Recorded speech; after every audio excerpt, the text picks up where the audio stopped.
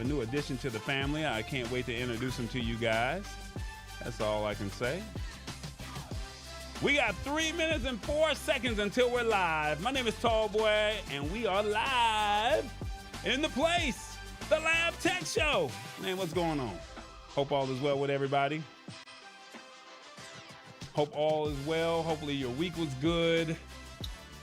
What's on your Christmas wish list? Go ahead, put that in the comments. But then before you do that, well, you put that in the comments, but then I also have a question for you. What has AI taught you this year? What has it taught you? Put in the comments. 1, it taught me how to write professional copy and work for work or school. 2, how to get answers on the fly. 3, nothing, I haven't used it yet. Or 4, I see its potential, but I still don't get it. Come on now. 2 more minutes before we go live. And, like I said, we're just trying to get this thing started. So let me know. What did you do or what did you think about AI? All right, let me see who's in the house. Sammy Superstar is here and hit the spot 1006. What's up? How y'all doing? See that other beat? I was hyped. I was like, yeah, let's get it. But it is what it is. We got my man over here just trying to get it right. All right, there we go. He said, yes, hey. Let's see what they say. Sammy Superstar says, hey, fam. No, hit the spot 1006 says, hey, fam. Okay, there you go. How you doing? You see what's on tap for tonight. You see what the show is about. Thank you for joining us. And let's see. Sammy Superstar is here, too. He's like, hey. That's what Sammy said. Ooh, it's kind of hot. Yeah. Well, we got 1 minute before we go live. That's right. We got 1 minute before we go live. And we do our thing. And like I said, we're here. We got some new additions to the family. And we got a Christmas gift. You know, he's a December baby. Anyway, Mama D, what's up, Mama D? She said, hey, Tall Boy, what's going on? I see you. You're live. That's right. You're live. So please share the show with a couple of people. Let them know, like, y'all not doing nothing. Y'all off for the week. Let them know that we here. Okay? Yeah, let them know. We got a word of the day. It's called bodularize. Bodularize. Did I say it right? Bodularize. I got Revis here. What's up, Revis? What's going on, fam? Man, I am good, man. You'll tell us where you are in about 20 seconds. And hopefully you're not in Iowa. Hopefully. Yeah, hopefully. Uh-oh. Y'all ready? I'll see you guys on the other side. Here we go. 5. Yeah, it's time to go live. Everybody's here. Welcome.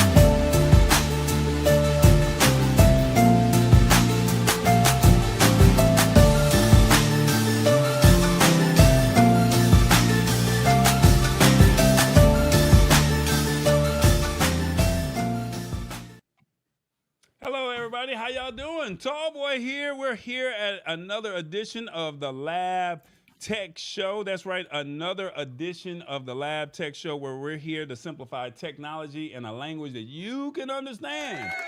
Yeah, we're here. We got 5 days until Christmas. Are you guys ready? Now, we're all adults, so, I mean, some people have some things on their Christmas wish list, and then some people are like, hey, I don't even do the Christmas thing. I know Mama D, she's a Kwanzaa lady, so I don't know. You got to break down Kwanzaa for me, but then there's others that just say I don't celebrate Christmas. But hopefully you'll get some value out of tonight's show, and hopefully, we don't bore you, and you'll be willing to share the show with a couple of people. So outside of that, I'd like to just go ahead and just say thank you for joining us. Welcome to the show. And like I said, we're just here to just break down technology in a language that you understand. Hopefully, it doesn't go over your head, and you walk away learning some stuff. So, before I get started, it's the holiday season. It's holiday time, and it's a time to be around family, friends, loved ones, and people who you care about and rock with. So, without further ado, I'd like to bring one of our original members of the Lab Tech Show. He's the one that said, Tall Boy, we got to do all of this stuff, and we got to make some magic happen. He has gone on to greener pastures, and I mean, the boy getting monetized, y'all. He on YouTube getting that YouTube money. He getting that TikTok money. He got merch money. I mean, my man is doing this thing from a sports show to the technologist forums to sitting on panels. Next thing you know, he's going to be somewhere live in the United States doing like a live show in 2024. So without further ado, let's go ahead and give it up for my guy, Mr. James Hicks. What's going on, fam? Here I go, man. Here I go.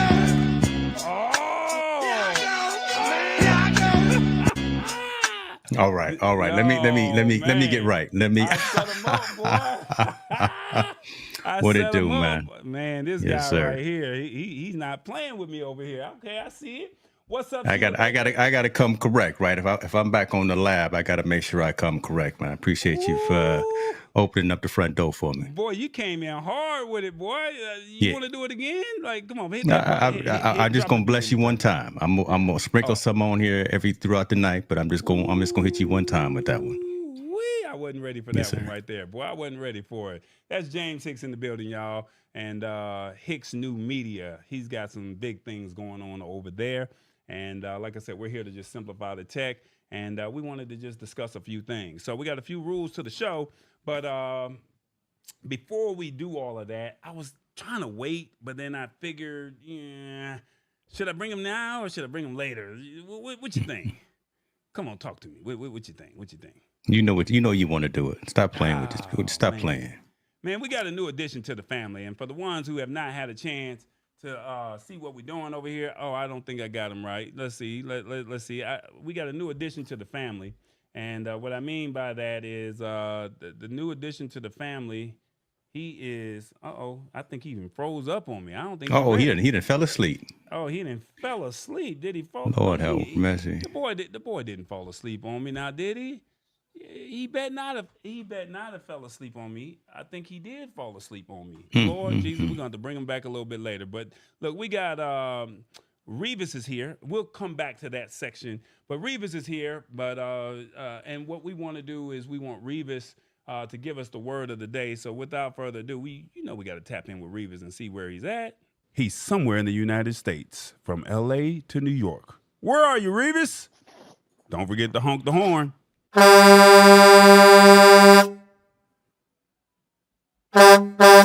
Revis, what's going on, man? What's going on?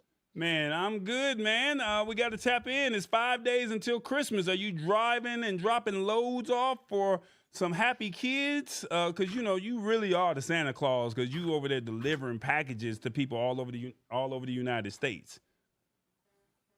I'm actually sitting in a hotel right now. Oh no, come on, man. We can't be having all of that now. Like, what's going on? Because the last time we checked, you was in Waterloo, Iowa. Where you at now? I'm in Waterloo, Iowa. What? What they? Yeah. Oh, hell no. You was just there last week. You was there for 2 weeks. What's going on? Have you been able to move around? Well, to be politically correct, or to be boulderizing, yeah, I have been somewhere. Okay, all right. Well, break it down for us. Tell us where you been. I actually had to go to Augusta, Georgia, and I hung out Saturday with TBJ. Oh yeah, TBJ. Yeah, they're gonna meet TBJ moment. They're gonna meet TBJ momentarily. Yeah, TBJ and I went out to eat. Yeah, we went out to eat. We hung out. Okay, all right. Just making sure that everything is all right. So you came to Atlanta. That's what you're telling me. You came to Atlanta, and you had a chance to hang out with us, with TBJ and Tall Boy, and and then you went back to Waterloo, Iowa, is what you're telling us. Yeah, I actually left Atlanta, went to Augusta, Georgia, and then I drove back to Waterloo. Yes. Okay. All right. That's what's up. All right. So, Revis, we got a word of the day. And what we would like to do is for you to break it down for us and share with us what this word means in layman terms. We're not trying to go over people's heads. But the word of the day is called bowdlerize. Bowdlerize. And I'm going to give you the definition and a sentence, and you're going to break it down for us. All right? Okay. All right, bowdlerize is, in its strictest sense, to bowdlerize a book, manuscript, or multiple things like that. It is to modify it by editing so that nothing is judged to be morally harmful or offensive remains. More broadly, they're saying bowdlerize means to modify by abridging, simplifying, or distorting in style or content. Now, the sentence reads, the publisher's decision to bowdlerize the classic novel was met with the mixed reactions. Now, Revis, I done said all these big fancy words, and the only thing I got out of this was simplify. Can you break down bowdlerize for us? Bowdlerize is actually saying some things or editing what other people say, just like what you do. Okay. What you do on the Lab Tech Show is you make sure that everything is politically correct. That's what bowdlerize is, making sure everything is politically correct and it doesn't harm anybody. Okay. So when I talk about James Hicks, you sit See. up there and you cut me short so I don't say nothing bad about it. That's bowdlerize.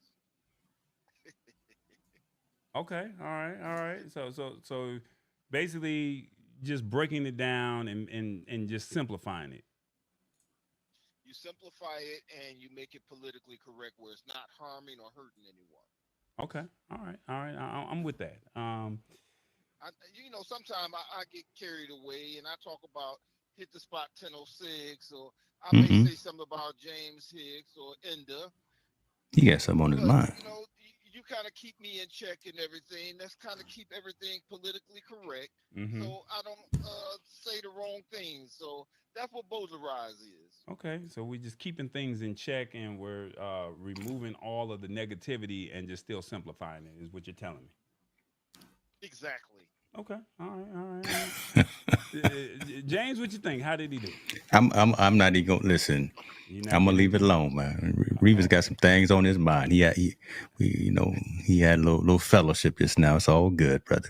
All right, well, we're gonna let that's what I'm talking about right there. See, when I talk about James Hicks, you got to bowdlerize that and make sure I keep it politically correct. Period. Okay, all right. So look, we're gonna let the audience decide how did Revis do on the word of the day. One, if you have your cell phone, pull it out, and if you're watching on your phone, type in the comments. 1, yes, sir, nailed it. 2, nice attempt, but nah, this ain't it. 3, where you getting these words? He stands no chance. Or 4, I like this segment. I'm learning from him. 1, 2, 3, or 4. Let us know in the comments. How did Revis do on the word of the day? All right, Revis, while we're waiting for this to come in, anything that you want to talk about? You got 5 days for Christmas. What's on your Christmas wish list before you go? Actually, the only thing I really have on my Christmas list is I want everybody to subscribe. Just subscribe, get other people to get on the show, hit that bell notification, and just remember Tall Boy has merch. Yeah, I like that one. What would he say? I like that one. He said Tall Boy got merch. I love it, man. That's what's up. Let's see. What did the people say? The people said, yes, sir. You nailed it. Okay, you got this one down pack. I like this one. Okay, that's what's up. I had a rough week last week, and it's pretty good this week. I mean, even Shirley P said nailed it like a hammer. Mama D said 1. Hit the spot, of course. She's like, what'd she say? Hell no. That's what she said. What? Oh, hell That's what she no. said. But everybody else is, I see that second cam, tall boy. That's what Sammy Superstar is saying. Sammy, you wild, boy. He said, I see that second cam. And we over here talking about the word of the day, man. You over there talking about you see the second cam. Man, stop playing with me, man. Okay. All right. He's starting something, James. He's starting something. Only you know about that. All right. All right. So we're going to let you go on that note. Looks like you nailed it. Everyone is saying that they like you. They like what you said. They said you nailed it like a hammer, and you did your thing. All right. All right. Now, the only thing I have left to say is I want everybody to have a Merry Christmas, a Happy New Year, and a very, very, very, very, very safe holiday. There it is. I love it. I love it. All right. We'll talk to you a little bit later, Revis. All right, fam. All right. All right, guys. Our stash stock party of the evening is the FedEx party. You have 3 hours, 46 minutes, and 54 seconds to get your piece of stash stock. If you don't know by now, this is where you get an opportunity to own a piece of stock absolutely free. You don't get a whole stock, but you get a piece of stock, okay? And what I mean by that is it's a piece of incremental. You get like a 0.5, 0.2. But if you go to stash.com/party and you sign up, you get to own stock every Wednesday. And so when this clock hits 0, you lose it. But if you sign up before that clock hits 0, you get it. All right. So go to stash.com/party. And if you click or use the code in the description of this YouTube video, when you spend 20, you get 20. All right. So stash stock party of the evening is the FedEx party. That's what it is. It's FedEx. I mean, you're shipping packages for the holidays anyway. Why not? Why not own a piece of the stash stock? Why not? I'm just saying. Why not? James, I mean, you got a point. Do I have a point? You own a piece of it. He said, James, wow. What'd you do, James? What'd you do? Do it again? That's what I'm talking about. All right. So, like I said, I wanted to bring this on to you earlier, but I couldn't because we were experiencing some issues. And I don't know why. Oh, he's not looking good. Man, he was just right just a second ago. Man, TBJ over here acting up. Now, I don't know what is he there? Is he back? There he is. He's back. All right, there. Look, we got a new addition to the family. And what I mean by that is we're going to find a way to incorporate him into the show. And please be nice. Please be fair. And like I said, we would love to bring him into the family more often, but I'm not sure how often we're going to bring him here. But he was birthed on December 14th at about 11:30 p.m. And without further ado, let me see what I'm talking about. And my man, thank you to my man. And my man, thank you to my Welcome to man. TBJ. What's And my going on, man, everybody? thank you to my man. How y'all doing? My name is TBJ. And we're here to stay. Today is the day. Hey, how y'all doing? What's going on? Y'all good? Life is good over there? Man, I don't know if James is ready for this. Like, hey, we're out here living our best life. All right. So we'd like to welcome you. My name is TBJ, and we like to. I hear Tall Boy's doing some tech things, and yeah, we're gonna crash the party every now and then. Y'all don't mind me crashing the party every now and then, now do you? Now, with that being said, Tall Boy likes to simplify tech, and I'm still growing. I have some things. I got a mustache, goatee, glasses, probably got a few gray hairs, but don't judge me. But we're here to just bring some value to the show, and hopefully you like what we're doing. All right? So TBJ has some rules for you. All right? So when you're coming out, this is what we're talking about. We have some rules. And when we bring these rules out, this is how you can participate on the show. All right? Pretty simple. Let me see if Tall Boy can get it up on the screen. And yeah, this is how you can participate. Period. All right? So watch on your phone or your TV. Now, you can comment on your phone. All right? Yep, you can comment on the phone. And yep, you comment on your phone. And then be authentic. Keep it real. That's what we want you to do, all right? So keep it real and embrace it. It's happening whether you like it or not, all right? So that's how you can participate. Watch on your phone or your TV. Comment on your phone. Be authentic. Keep it real. And then embrace it. This technology is going to happen whether you like it or not. I'm going to take it back over there to Tall Boy. All right? All right, guys.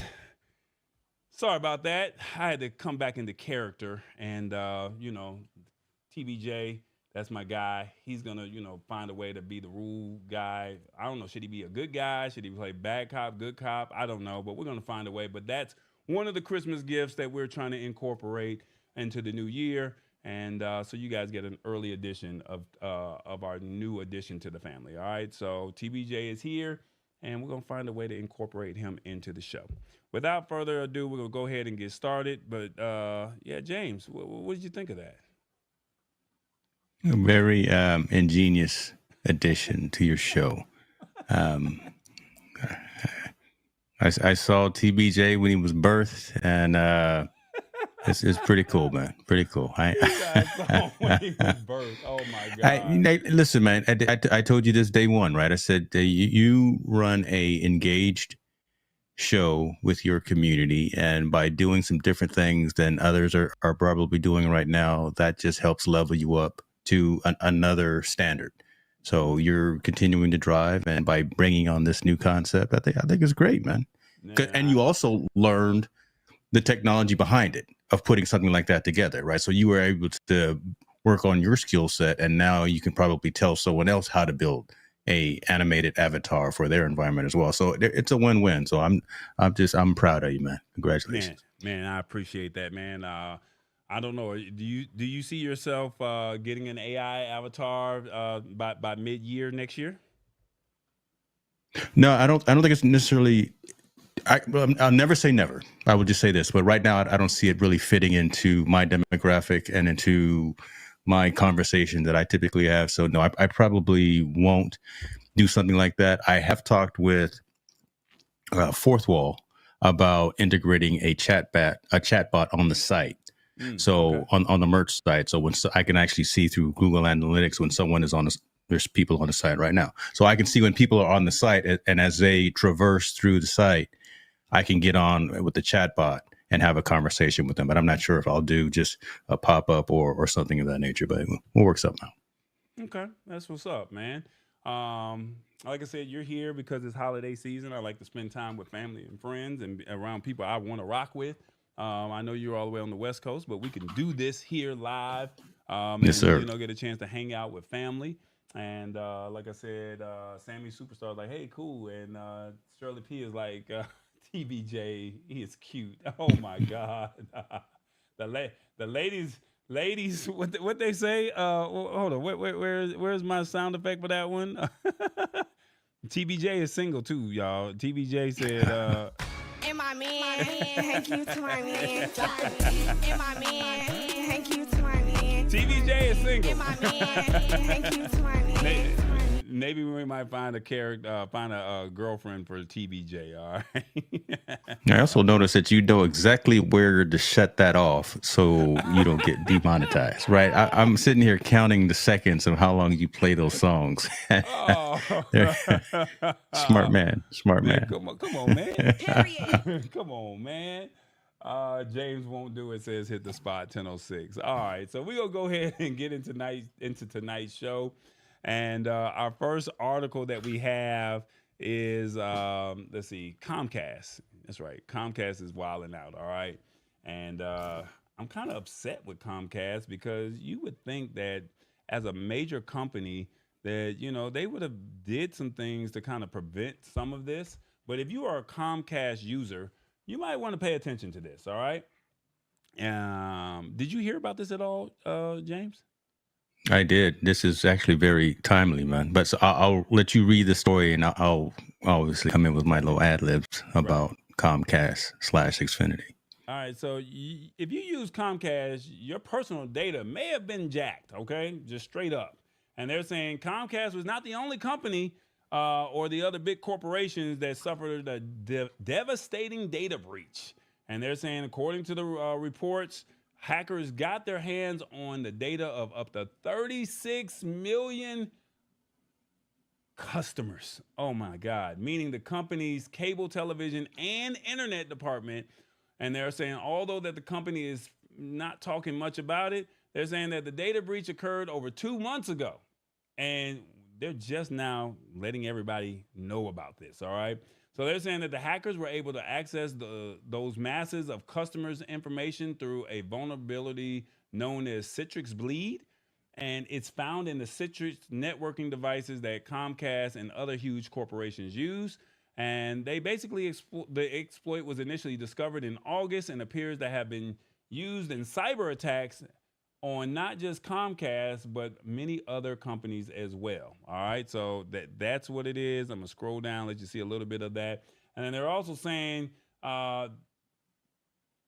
it took them until October before Citrix to release a patch. But it appears that not every company was able to get the critical updates in time.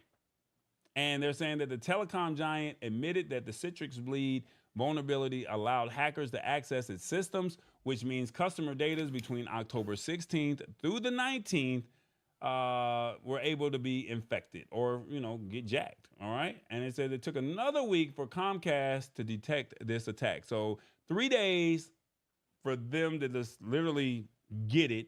And then it took them another week before Comcast even noticed. So that's 10 days that your information was jacked? Man, that's crazy. Now, they're also saying that the timeline stretches all the way until this month.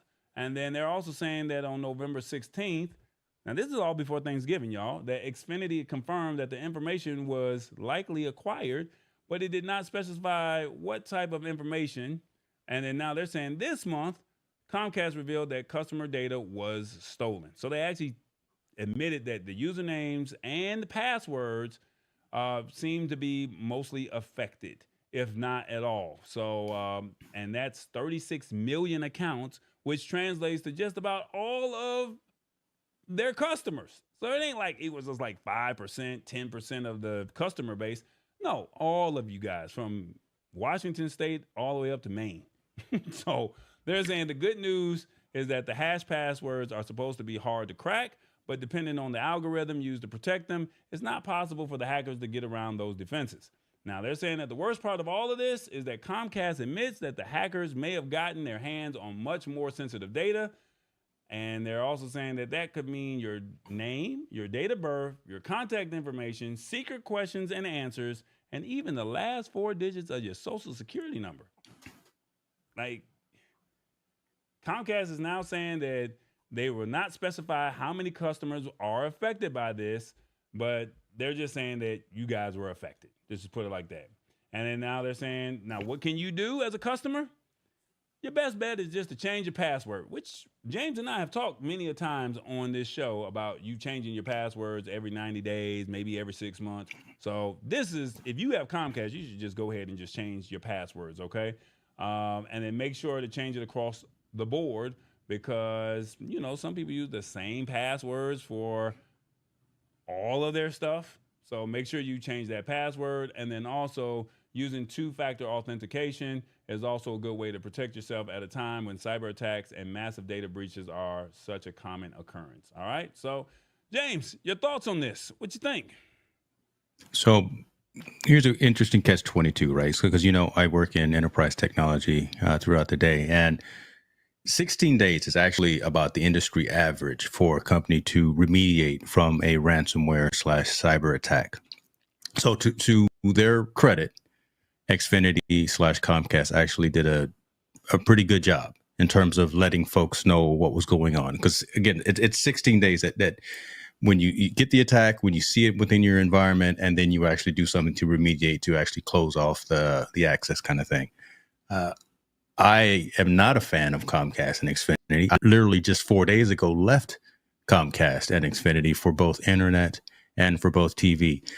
The service is decent, but I needed faster download speed, download and upload from an internet perspective. So I got fiber coming into the house now. So I switched over to AT&T, and for TV, I'm using YouTube TV.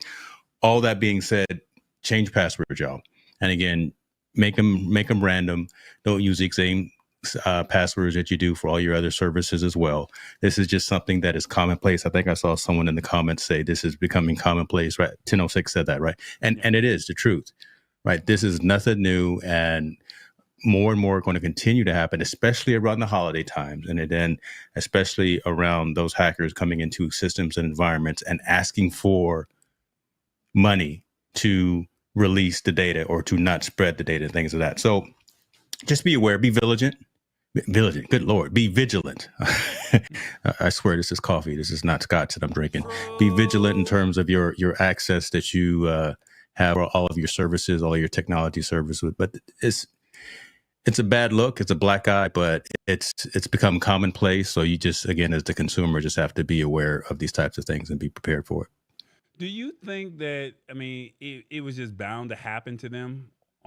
Or do you just think that they were just not caring and just being negligent? And, you know, like you said, 16 days, that's a long time. Like you let 3 days before it even got undetected, then another 10 days, another 7 days before you even realized that like this is even taking place. Like, do you think that they did this? No, regulations, especially for e-commerce, especially for global, international, national types of transactions, you have to be really buttoned down in terms of your network security. If it can happen to the largest of the companies, it can happen to you as an end consumer as well. So no one wants to have this happen because real money starts getting exchanged and then real regular regulations start being looked at you. So no one wants that smoke. No one wants that attention. So there is no way in the world that Comcast / Xfinity was trying to do this. But again, I would just say you as the end consumer, it can happen to them. So it definitely can happen to you as well. If you are on the internet in any kind of way, any form or fashion, you are going to have a possibility of having your data compromised. So hit the spot 1006 says, so what's the point of us as customers going through all these security protocols? Alleviates the frequency, right? Because people are hitting our networks constantly, barraging our networks constantly. So it actually just limits the frequency of the attacks getting in and causing issues, right? If you've got a device that's open and it's on the internet, it's across the public internet, it is constantly being barraged with attempts to crack your password, crack your user information, or whatever the case may be. But having ransomware policies and protocols in place from all of these companies, it just alleviates the frequency and the amount that actually gets in and actually causes damage to your environment. So the best. He's somewhere in the United States, from LA to New York. My bad. Go ahead. We good? Yeah. I'm over here touching buttons. My bad. Touching too many buttons. Oh, Lord have mercy. I'm sorry. Go ahead. I done did something stupid. Go ahead. Finish your statement. Okay. I said the best thing that we could do from a consumer's perspective is to be vigilant and be aware, continue to cycle those passwords, use, again, like Tall Boy was saying, use multi-factor authentication, use long, uncommon names and words. Don't use your birth date. Don't use your social security number. Don't use your kid's name. Use something that is not common, and then maybe use a password manager as well. That's the best thing that we as a consumer to do, and then rely on the company and or the service to do what they need to do from a network security perspective. And it's going to happen, but just be prepared for it. Here's another question here from no company is truly safe, but most of the best can. It's the ones that don't we should worry about. Good point there, Roy. Hit the spot 1006 also says if they have the answers to our secret questions, they can change the password. What's your thoughts on that? Depends on the service that you're using, because sometimes that is only one layer, right? There could be multiple layers of getting in. There could be you've set up 2-factor to where it has to call you and leave a text message as well. So it may know my secret word, but I'm also going to get an email, or I'm also going to get a text message. So yeah, some services may have that, right? Well, you got to think. So this is why we say set up the 2-factor authentication, right? Because they may have the answers to all the questions that you have, you know, your mother's maiden name, your favorite pet, whatever. But if you have that 2-factor authentication set up, like James just said, your email or a text message saying, is this you? And you say, no, it's not, then they'll automatically lock it out or lock it down. And then when you find time to go in, then you can then go change your password and go from there. So I mean, Listen, as secure as I am, and as much as I'm in the industry, literally every week, I get an email from Microsoft saying that someone's trying to log into my OneDrive account. Oh, right? They've hacked halfway into it, but they can't change the password because, again, I get the email or I get the text messages saying, "Was this really you?" So there's that multiple layers of getting into my particular environments, and someone like me, right, still gets those types of things from Microsoft, and you would think Microsoft would have much more tighter security policies and things of that. Here's awesome wood things. I'm smart. My password is my password. It's called password. They'll never guess it. Well, I guess they'll know it now because you just gave it out. So, all right. Capital P, lowercase a, 33. No, don't do it. We know it, man. Come on, and Matt Speed. He's in the industry too. He knows. Yeah, I use Verizon. What are your thoughts? That's what the Sammy Superstar says. I use Verizon. Verizon for what, Sammy? For your for files?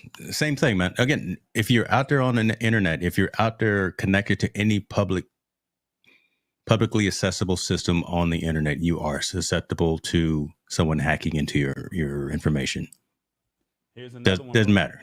Here's another one from Shirley P. She says, James, are Apple automated passwords truly safe? They are as good as the Google ones. Meaning, and so that's actually a great question. Passcodes, and I forgot what they're called on the Android side, but passkeys, 128, 256-bit encryption, long strings of characters, alphanumeric characters, very hard to crack.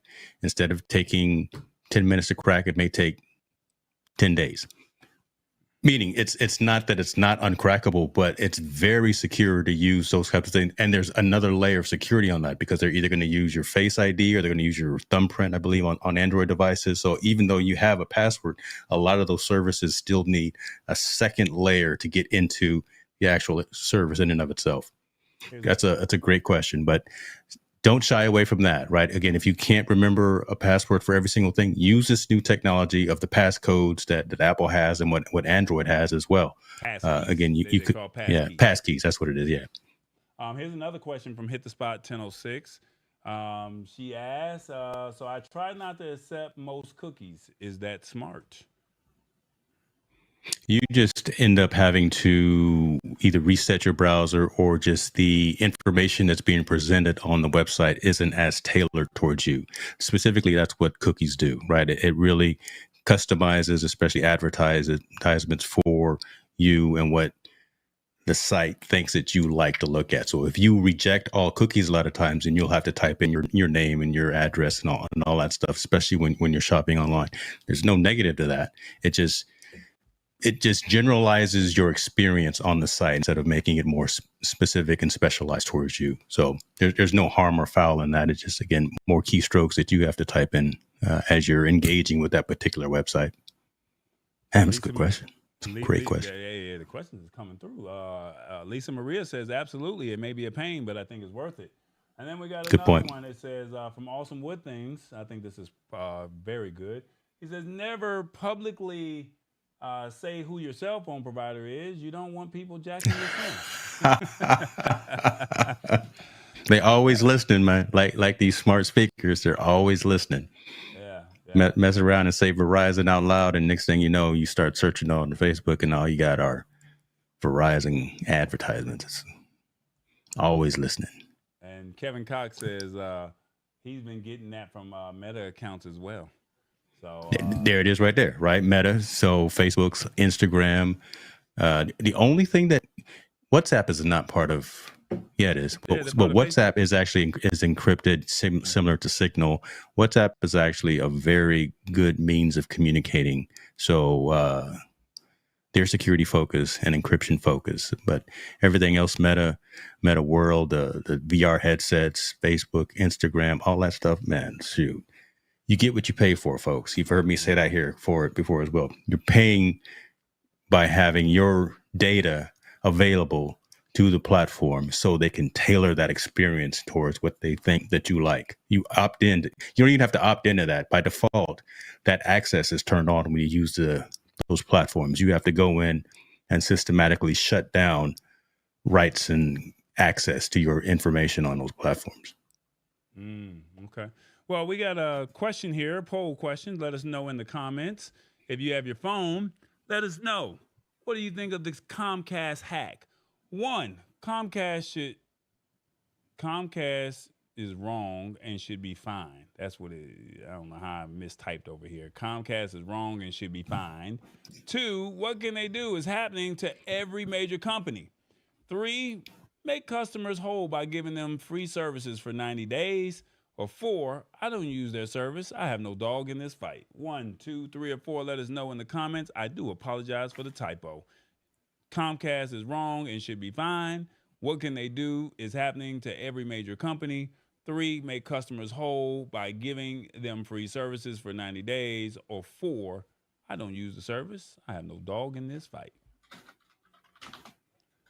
All right, James. I think you look. They miss you, bro. I mean, they coming in hot, boy. They coming in with all the questions. Like Tall Boy, y'all coming in hot. James gonna break it down. I was just chilling today. I mean, y'all coming in, make your boy think. You know, they gonna make sure you get your money's worth tonight. I ain't mad at you. Though. Listen, come on. This is family here, so they making sure I don't come here talking no madness. So it's all good. Kevin, watch out there now. He says, Kevin Cox says, if you aren't paying for access, your information is being sold to pay for your access. Right there.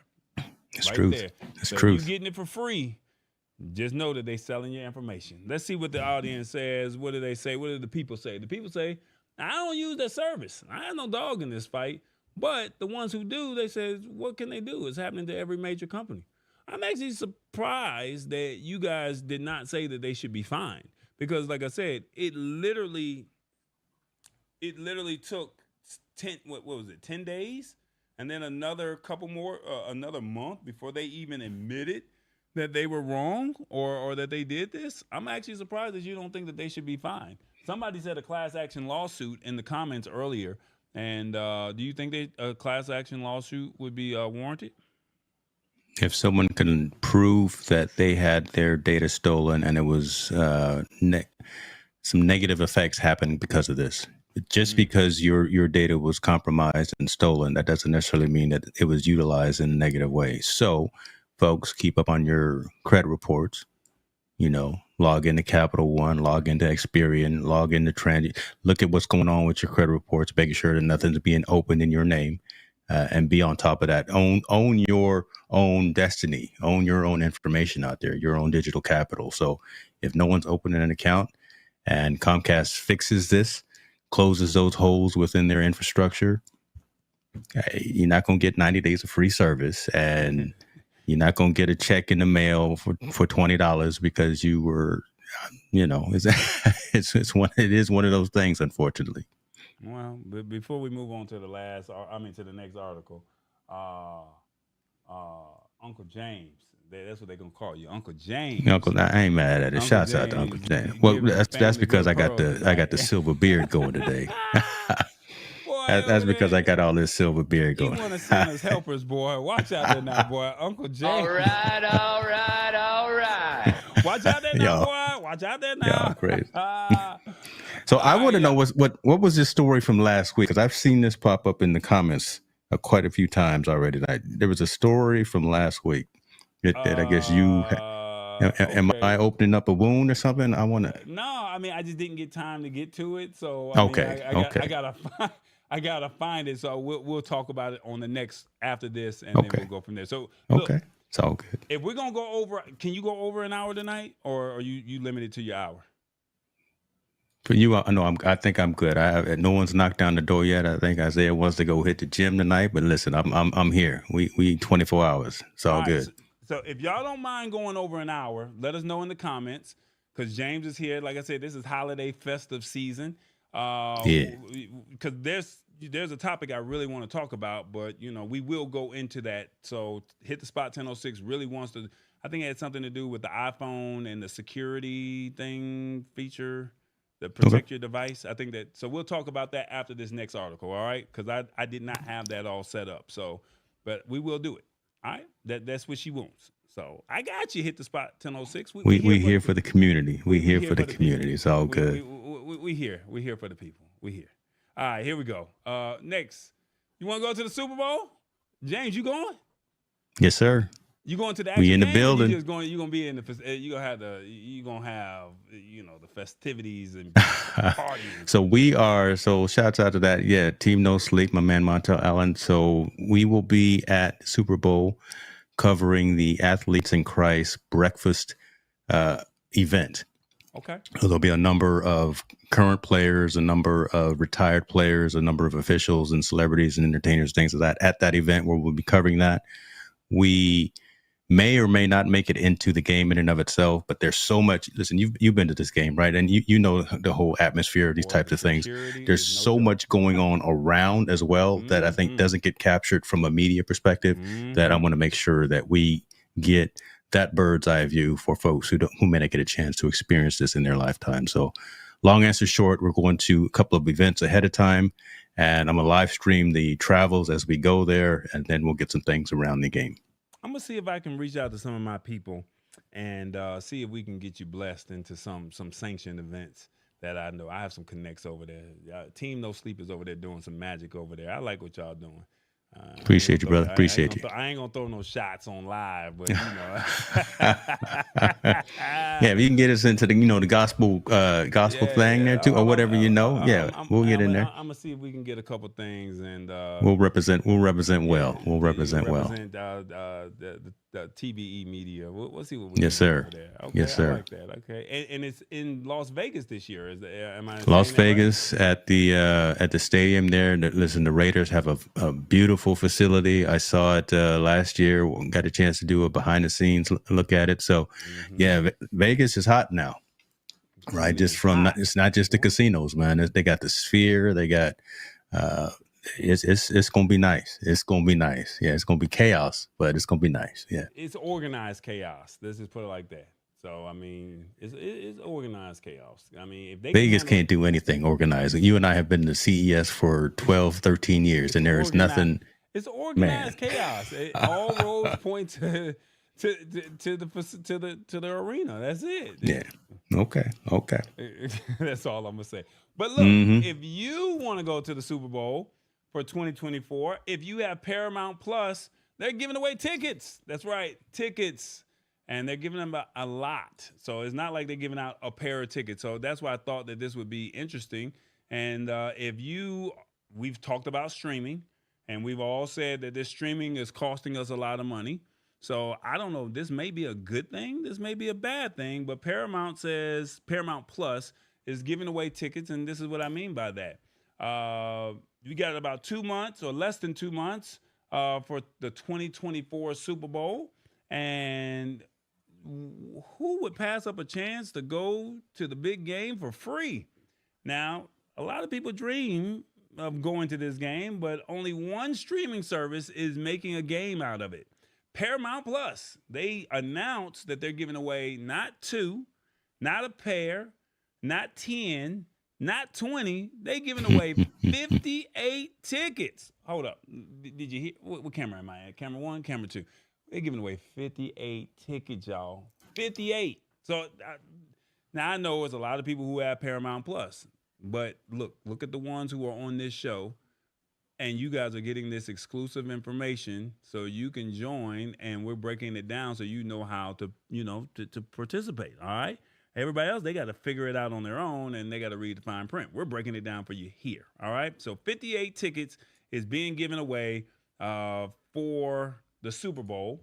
And they're also saying that you have this experience in Las Vegas and the newly launched Hide and Peek interactive sweepstakes. All right. So they're also saying it's easy to enter and play, but you will have to work for it. And basically what they're saying is, let me get that on the screen so you can see it and read along with us. All right. There we go. They're saying, let's bring that down. There we go. They're saying that it's easy to enter and play, but you have to work for it. They said Paramount Plus subscribers will have to find a QR code. That's right. You got to find a QR. Okay, I'm going to have to reread this again. I'm sorry. There it is. It's on the screen. You have to find, so to enter, Paramount Plus subscribers will have to find a QR code that are hidden in the ad bumpers before some of the streamers' movies and TV shows. The catch is that players will have to follow Paramount Plus social media accounts to get hints about where the QR codes are located.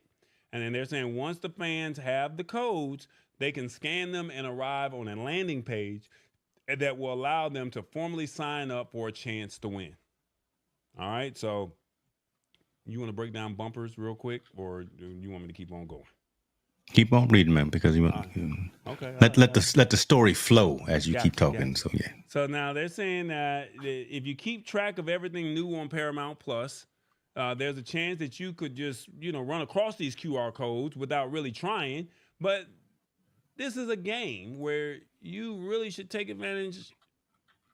Take every advantage possible. That's what they're saying. Take advantage of the thing. All right, that's what it's saying in layman terms. We're gonna bowdlerize this thing. All right, but this game is where you really should.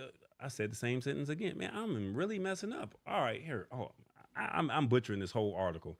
So basically, here it is. Paramount Plus. You can stumble across it. If you're watching the show on Paramount Plus, you'll see a QR code pop up on one of your favorite shows. And then now this is what they're saying. This is the key right here. So keep in mind that new codes will be dropped every Thursday for the next 3 weeks, giving subscribers a total of 9 chances to win.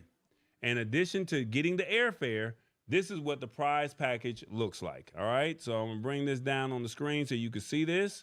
This is what you're going to win. You get 2 official Super Bowl, what year is it? Super Bowl what?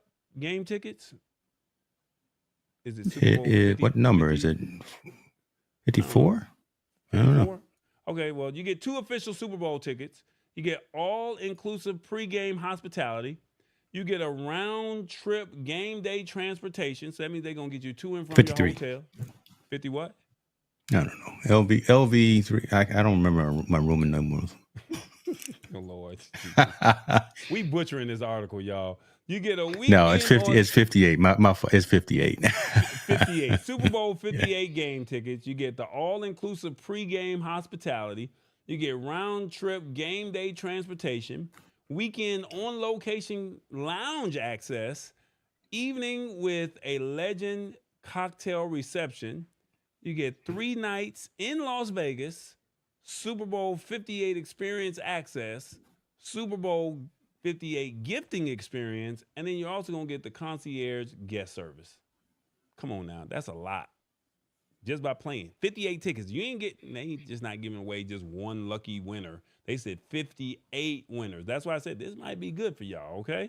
Now, they said that now this is where CBS and Paramount comes into play. Because, it's got to have some type of advertising behind it. They said we couldn't be more excited to be the streaming home of CBS Sports presentation of Super Bowl 58 and plan to generate excitement both on and off the field with original and creative campaigns. So such as this interactive sweepstakes. That's what they're saying. The digital activation gives us the chance to engage audiences within our service while also giving back to some of our lucky fans with 58 tickets in honor of the Super Bowl 58. The contest has already started, so what are you waiting for? Head to Paramount Plus Hide and Peek site for more info. So if you want to follow along, if you want to find out more information, click the link in the description of the YouTube video, and you can read this article, and you can click that link at the bottom, and you can see how it goes. Follow them on social media, and 58 tickets. I mean, what half of 58 is what? What's half of 58? I cheated in math. That's 30, 24. 24? So 24. But I don't know. Listen. Help me out, man. Think about this though. This is what this is. This is being built and being done specifically for this social media ecosystem. Right, because we on our phones all the time, but our attention spans are 30, 60, 90 seconds, whatever the case may be.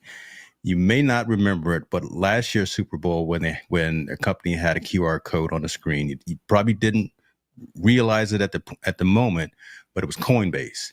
And Coinbase, if you scan the QR code, you got a piece of, or you got a handful of cryptocurrency, and it turned out to be wildly popular and wildly incredible. Not as many people really are interested in the commercials anymore. They're too darn expensive, and they're not as cool, they're not as funny as they used to be. So here is a way to bring some engagement into not just the game, but make you want to prepare for it, make you get interested in the programming ahead of time. It's an ingenious marketing move, because again, we're always walking around with our phones anyway. And if we see a QR code that comes up on a commercial on a show that we're watching, and it's related to the biggest event in the world, Super Bowl is, people are going to engage with it. People are going to scan. They're going to have some marketing activities. You're going to want to subscribe to Paramount Plus. You're going to want to subscribe to CBS Plus. You're going to want to do all the things that are around not just the event, but around the platform and of itself as well. So the marketing folks are a genius for this. And I think it's going to be a success. I think the odds are probably worse than winning the lotto, as many people watch the Super Bowl and many people who want to go to the game. But I think it's still worth at least having fun and doing it. So, well, here's my thing.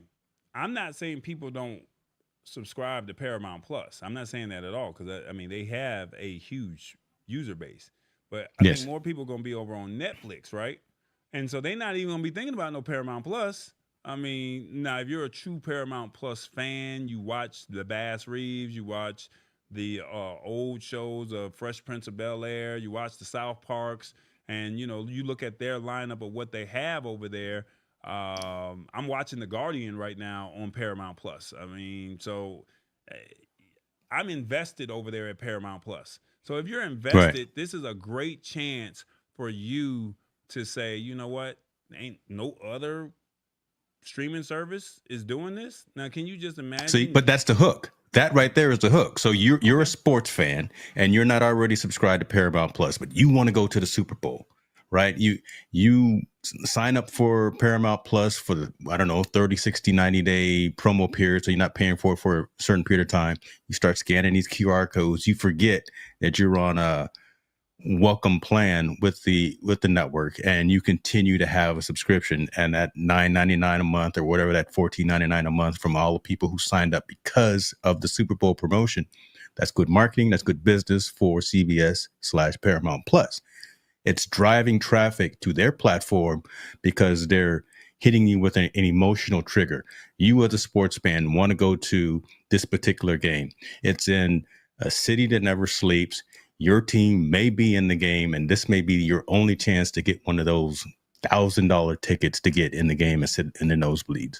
Well, I ain't trying to be funny, but the Falcons ain't my team ain't gonna it's a rebuilding year for y'all. It's a rebuilding year. They not coming. I mean, they're not gonna do it. We need a new coach. Damn, son. Yeah, y'all. They really need to let our quarterback really develop. Like, they need to let the boy Ritter develop. I done mess around and hit a nerd. Lord have mercy. I'm sorry. So I'm not expecting the Falcons to go. But, I mean, I will wear my Falcons jersey and say I'm at the Super Bowl unless they give me a jersey, and it is what it is. But, I mean, you might have your it could be another rematch of the Kansas City Chiefs and what is it, Philly? It could be a the rematch Eagles. of that. Well, the Eagles have been slipping a little bit, so they haven't been looking as. It could be. Yes, listen. Shouts out to San Francisco. Them Niners. Come on now. Shouts out to the Yay area. We out here doing some things. We playing some real good football. Yay area playing some good football. So we'll see. Right. Okay. I mean, so back to the core of the story. I think it's good for business. It's good for sports fans who are interested and have that emotional pull and want to go to a game like this, because you have an opportunity. You have 58 chances, right, of getting to the game. Mm-hmm. Paramount Plus could get some new subscribers from this, some new long-term subscribers from this. So, and I think, honestly, what this will do for next year, it'll put someone like an Amazon Prime on notice, because Amazon is trying, right? You know what they're trying to do on say, and it really started out kind of shaky with what they were doing. So I think this will put someone like an Amazon Prime on notice of what we can and what we probably should be doing. And maybe even the big fellas, ESPN may say, okay, But Okay. Amazon is doing something. They're running QR codes and they're running like music videos or something like that. I forgot. Or they're running products inside of the ads. So they got the QR codes that's popping up, and then on Amazon Prime. And I know we're shifting out of what this story is about, but they may have a product that comes up, and you might say, "Hey, do you want that New Jersey?" And the QR code will pop up, and then it'll take you directly because you already have an Amazon Prime account. You can go Mm-hmm. directly to it and do that link. You So see these that? QR There, codes are there it even is. there. Emotional pull. You're already invested. But again, this is kind of that new. This is so from a technology perspective. This is where it's going, because if you're talking about the game in and of itself and the technology around the game, the business of technology around the game, those commercials. I'm tired of seeing Budweiser commercials. I'm tired of seeing the horse. They just okay. I mean, love them and all, but it's just not really where this fast moving kind of, again, that 30, 60-second type of mentality is. We are Snapchat, TikTok, Instagram reel society. We give it to me good, give it to me quick, right, give me the information that I need without having to belabor it. So that's what we want. We want engagement that matters to us. I think this is going to be a really good success for everybody that's involved. Here's Kevin Cox right here. He says all they're doing is making sure people are watching the He gets it. ads they are getting paid to put in front of you. That's what he's saying. Kevin Cox gets it, man. He gets it. The Super Bowl tickets are more It's than good $1,000. business. Good business, man. Shoot. Now, Sister Queen, I know you strategically moved to Las Vegas so you could think and prepare yourself for the Super Bowl. But yes, they are more than $1,000. Shout out to Sister Queen. She didn't already move to Vegas at the top of the year. She was like, I'm moving there. I don't want to go to the Strip. I want to go to the game. I'm already right here. So if you win this ticket, She trying to see Usher. She trying to see Ursha out there do his thing. She trying to see Ursha. Ursher? You know that. You tell I'm from the country, right? Ursha. You get to. Oh my God. Okay. All right. Well, let's go ahead and see what we got here. Stream Alive. Talk to me. What do you think Paramount got it right with this Super Bowl commercial? One, on your phone, let us know. Yes, great way to get people to watch commercials. Two, this is just another gimmick. Three, what shows do they offer? I may want to sign up. Or four, who watches Paramount Plus? Not for me. 1, 2, 3, or 4. Let me know in the comments. What do you think? Did Paramount Plus get it right with this Super Bowl commercial or this Super Bowl ticket giveaway? Let us know in the comments. Okay. James, I think they may have something, but I also think that, like Kevin Cox said, I think they want us to watch these commercials. So I think it's an algorithm to say, how long have you been a subscriber of Paramount Plus, and did you really participate? I mean, I know that they have their little. I know it's not like a random spin the wheel picker like we have with Wheel of Names. I know it's not that. So I want to know how they kind of got this. So. Let's see. What did the comments say? This is just another gimmick. They're not playing with it. This is just another gimmick. And then the other half is saying, yeah, what a great way to get people to watch. And who watches Paramount? It's not for me. They got some great programming on there. I was actually surprised. I mean, it's not on the Netflix level, but it is CBS. And if you like CBS programming, I think that you would be very impressed with what they have over there. So don't sleep on Paramount Plus. They got some stuff over there. And I think Paramount Plus took off really big when Yellowstone first came out, because Yellowstone is hot. Listen, what Kevin Costner and them are doing with Yellowstone. Listen, don't sleep on that show. Now they got that Bass Reeves, the Legend of Bass Reeves. They got that going on right now as a scripted series. I don't know if it's a scripted series, but the Legend of Bass Reeves, the first black bounty hunter or something like that. Don't quote me. Just look up Bass Reeves and you'll see. No, we're gonna quote you. You didn't set it on the internet. Now it's got to be right, or it's official. That's suspicious. Boy, you better stop playing with me over here, man. I already butchered the interview. I mean, butchered the article. Like, God. Yeah, you did, but that's all right. You got some editing skills. You know how to cut it. It's okay. Yeah, okay, there it is. All right, now this is the article that was asked. Did I even open it up on my screen? All right, this is the article that people wanted to know. If you have an iPhone, right on time because James is here. Oh my God. James is here and it's time to talk iOS. Oh my God. Like y'all would just do this to me. But it is what it is. We back to like what we always do. We Uh back to it. they got an iOS 17.3 stolen Hmm. device protection will make life Yep. harder for iPhone thieves. Do I need to read this, or are you going to just summarize this? Because this was not in the plans. You let me know how you It's up want to to. you, but I think to refresh anyone who is new and watching this week, you should probably at least go through the story, and then I can. I never read the story last week, so okay, I Lord got you. have mercy. I didn't read the Lord have mercy. story. It is what it is. All right, cool, no problem. I got you, man.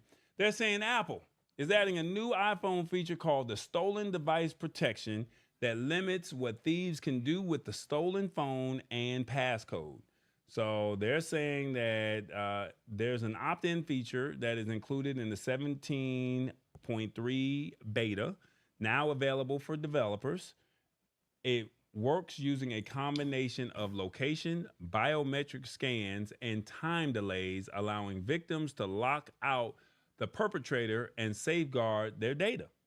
Now, what Hmm. this stolen device protection aims to do is basically the iPhone thieves try to get you in public places and who watch users enter their passcodes before snatching the device and just running off with the phone.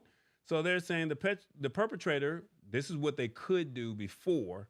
They're saying the perpetrator could reset the owner's Apple ID password, turn off Find My, and then add a recovery key and a factory reset the phone for resale before the victim can even do anything about it. They ain't jacked you. You didn't even see it coming.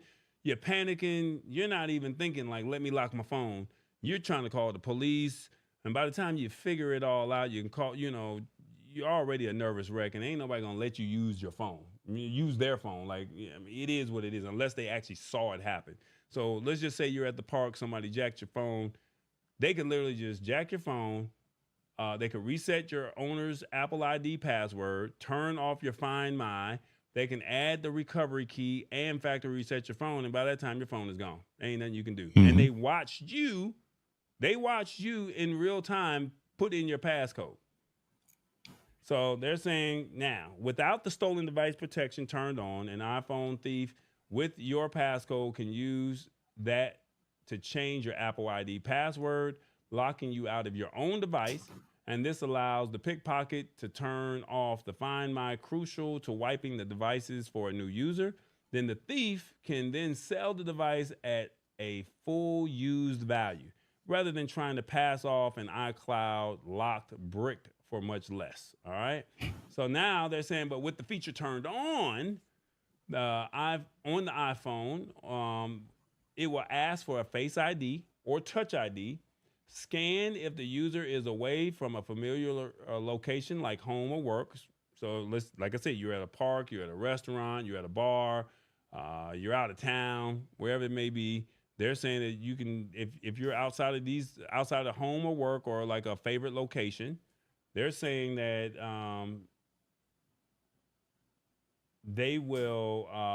it will also require a 1 hour delay before changing the Apple ID password on the device. That's pretty Hmm. cool. And after that Yeah. hour, it will still ask for a Face ID or Touch ID scan before changing the Apple ID password from the iPhone. This makes life much harder for that perpetrator and gives the owner time to report the iPhone as stolen, locking out the perpetrator. So they can't really do too much with it anyway. All right, so that's Right. what it Right. turned on. Lastly, it says stolen device protection works similar with Apple security settings. Adding recovery keys or updating the account's trusted phone number is another way for iPhone thieves to lock out their original owner. And so, like in other areas, with the new feature activated, the phone will ask for 2 biometric scans an hour apart if away from the trusted locations. And they're saying that iCloud keychain passwords, which is an Apple's built-in password manager, will require a Face ID or Touch ID scan. and the passcode won't serve as a backup for failed biometric scans when the stolen device protection is turned on. And then lastly, they're saying that Apple plans to prompt users to turn on this feature in iOS 17.3. And so since Apple only launched the update's first beta today, which was last week, the general public may need to wait a couple of weeks before trying this out. All right. So it sounds pretty cool. Go ahead and break it down for them. All right. So I've got that version running. I've got the developers version running. I'm an Apple developer, but it's Apple getting in front of things that you may not know you need before you need them. Very similar to taking out the headphone jack. Now, Google has something very similar to this as well, right? I don't know if it's to this extent to where it's exposed for the end customer, but think if you got AirPods and you got Find My turned on and you leave your AirPods somewhere that's not one of your designated locations, your home, your work, or something like that, your phone will start ringing and saying, hey, you left your AirPods somewhere. Very similar to the phone. If you are somewhere where you don't typically visit and the phone is there and someone's trying to access it, someone's trying to either make a call, someone's trying to log into it, your phone can essentially lock itself down. But we already have this capability as well remotely through iCloud.com. So we can track our phone if we think we've lost it, and you get a watch, or you can go to iCloud.com and you can have it ding and ring and say, find my phone, and you can do some location tracking on that. This really is also helping you to get out of situations should you get bum rushed by some folks who just want your phone. You don't have to worry about it. Let them take your phone. They can't use it anyway, right? When they go off to wherever they're going. The challenge with this is that continual nags prompt if you turn this on, right? Again, you're somewhere, you're traveling, you're out of the country and you're traveling. And if you got this on, you continue to get that nag message saying, is this really you? Please validate either through Face ID, or for the old phones, validate through a Touch ID or your PIN code. That can be troublesome. That could just be an extra couple of steps that you may not want to do. But again, it's all in safety. It's all in privacy. The premise of this is all in being private, being secure, being safe, and making sure that you are the one that's using these phones. Why? Because all of the data about you is stored on the phone. It's not stored in the cloud. Now, all of this health information, all of this, the journal app, all of this private information about you is local to the phone. So that's what's more important than having access to an iCloud or a Google Cloud or any other Amazon service or whatever the case may be. This thing right here knows everything about you. So it's a good thing.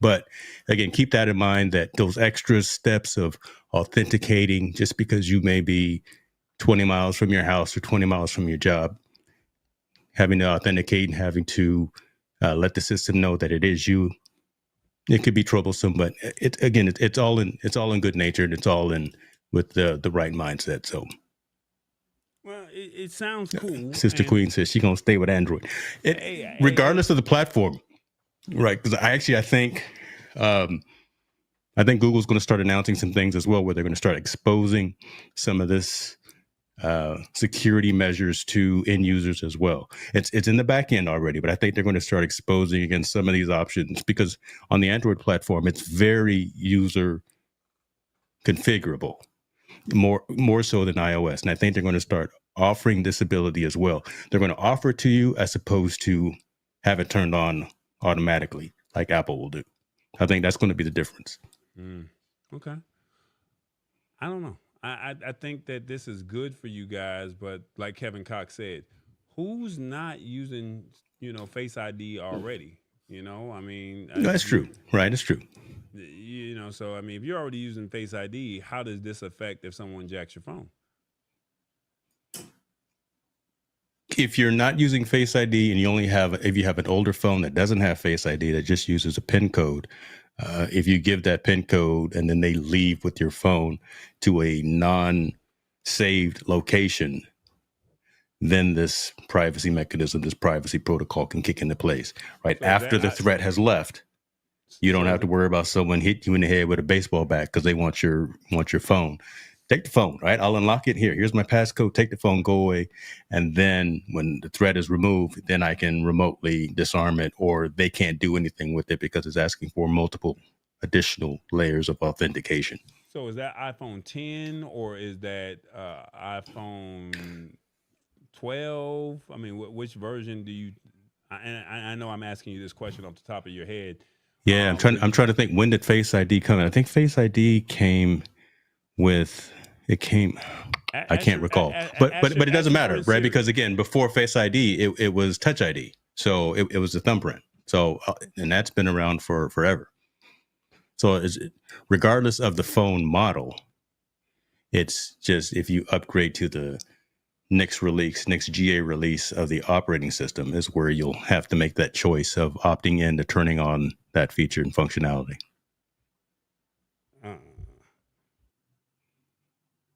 Trying to ask Google, when did you come? When did that Face ID come along? So don't ask Google. Google gonna give you a jaded answer, right? You know, Google gonna.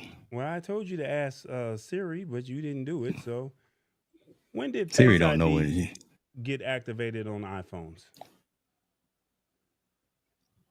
Media. Initially released in November 2017 with the iPhone 10, it has since been updated and introduced to several new iPhone models and all iPad Pro models. So iPhone 10. So there you go. iPhone 10. If you got an iPhone 9 or before, you did not have Face ID. Right. So you're using Touch ID. You're using your thumbprint. Right. There you go. Or your fingerprint. Yeah. So hopefully, if you have an iPhone 9 or prior, and someone jacks your phone, I think then that's when you might be worried. But if you have Face ID and you're using Face Unlock, none of this really matters anyway. Is that correct? It matters. Again, it's just an extra layer of security if you think you're going to be in environments to where, and no one really knows, right? That's why an accident is called an accident. But if you're in an environment where you think you may get jacked or something may happen, you may lose your phone. Not even just jack, but you just lose your phone, and you want to have another. This is how we started the show, having another layer of security around your technology. If it makes sense for you and your particular environment, your particular needs, enable it. If after a week you've got it turned on and you don't see any value in it, turn it off. I have not turned it on. So I will just say I've got it on my phone because I've got the developer's version. I have not turned it on because I wish somebody would try to take my phone. No. I wish somebody would try to come up on. No. Look at Shirley P. She said, go ahead, break it down, Unc. It came to 10 because I have my old X James for iOS children. Okay. She has her old 10 James for her iOS children. Okay. There you go. There you go. And then Touch ID has been in the iPhone since the 5. Oh yeah, geez, that's forever. So. And then let's see, that was 2013, and I still have the old X with my iPhone 13 Max. Okay, and there you go. You got. I got some of my people chiming in. I know it's a weird split in here. You got half Android. You got a third iOS, but look, we represent. I was struggling last week, man. I mean, it was what it was. So I mean, I needed the breakdown of what all this stuff means, and I think you're giving it to them in a boulderized way. You know what I'm saying? Look at me over there. You already know. Come on, man. Let's go. Let's do it. Look. The ladies are loving you because they like. And my man, thank you to my man. And my man, thank you to my man. And my man, thank you to my man. Make a black man blush. Make a black man blush up in here. The ladies are loving you right now, James. Watch out there now. Well, look. I'm here for y'all. Holiday season is 5 days away. James got some merch, and I don't know if he has his video, but Tall Boy's got some merch. Check it out. Hey, you. Who, me? Yeah, you. Are you ready to conquer the winter in style? Well, look no further because Tall Boy's got your back. Tall Boy's got merch. First up, we got onesies for the little ones. Keep your babies cozy and adorable all season long with a variety of colors. Potty over here. Tech is my energy. And for the cool crew, we got a variety of sweatshirts in all sizes. Show off your swagger while staying warm. You know you got to stand on business. Revis even has the word of the day. Choose your words wisely. Now, ladies, we got something special just for you. Our specialized sweaters will make heads turn and keep you cozy in the urban jungle.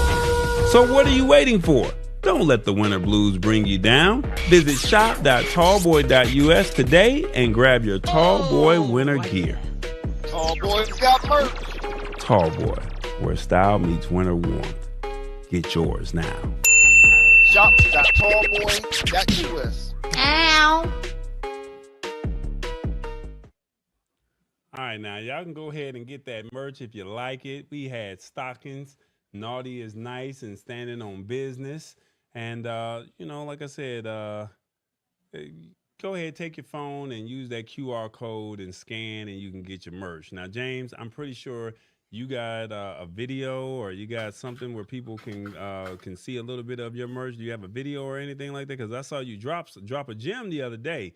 Let me get my stuff off the screen. So now, if you want to get some Tall Boy merch, go ahead, take your phone and scan that QR code right there, and it'll take you to shop.tallboy.us. All right. And let's see. Let me get James on the screen because I know James. James not going to just be outdone by Tall Boy now. Let me see. No, listen. I don't have a video, but what I just have quality gear. Okay. I got so very similar to you. I'm giving you your props too, man. We both have quality merch, quality gear out there. I just launched, not just on the main site as well. So you go to social.hicksnewmedia.com, which will be the landing page for all things from a digital content creation perspective and from a merchandise perspective. But I am on TikTok as well. So I got the TikTok shop that I opened up as well, because again, a lot of the community resides on there. So meet the community where they are. And I also, literally about an hour before we went on tonight, I relaunched the Instagram shop.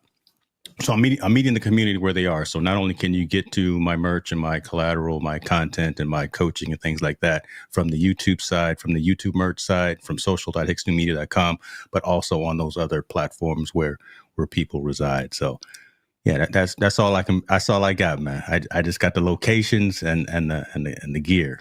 I haven't made no videos. I don't have no cartoons. Okay, there you go. Like I said, right there, if you take your phone, it'll take you to hicksnewmedia.com. If you scan that QR code, it'll take you right there.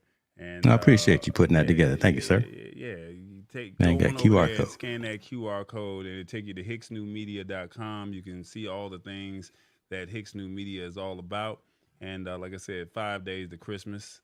Come out, support the brothers. I tell you what, I'll do. Let's see. I'm not going to. So I tell you what, if she's still here, yeah, Shirley's still here. She's got her own special promo code. I'm not going to give out her promo code. Nobody else gets that promo code. Let me see. I'm gonna give everybody. Are we doing promo codes for the holidays? Yeah.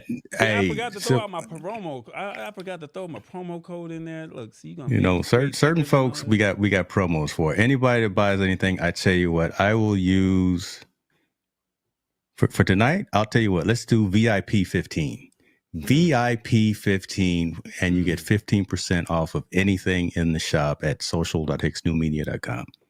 Right there. Use that QR code, 15% off. VIP 15 is the code, okay?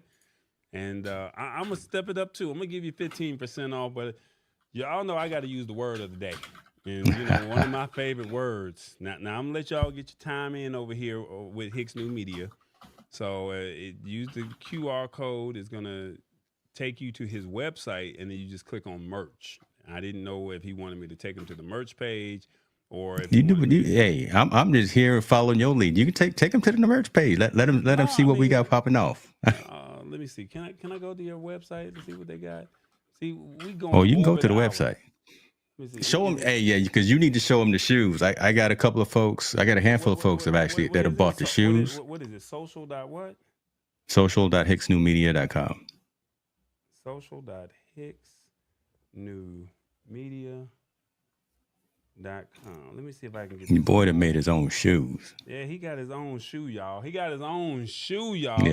It's not just Marquez Bradley. Listen, not just MKBHD that can make his own shoes. I got my own shoes. They don't know who that is. See, I was coming behind you. I just couldn't find my word that I think everybody would like. So I got to find a word that the women would like.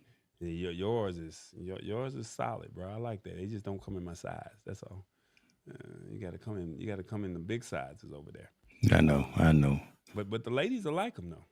Well, let me see. I'm trying to get your site. Sold out of the coffee. So shouts out to everyone. Appreciate everyone who bought the first batch of the focused coffee. That's been completely sold out.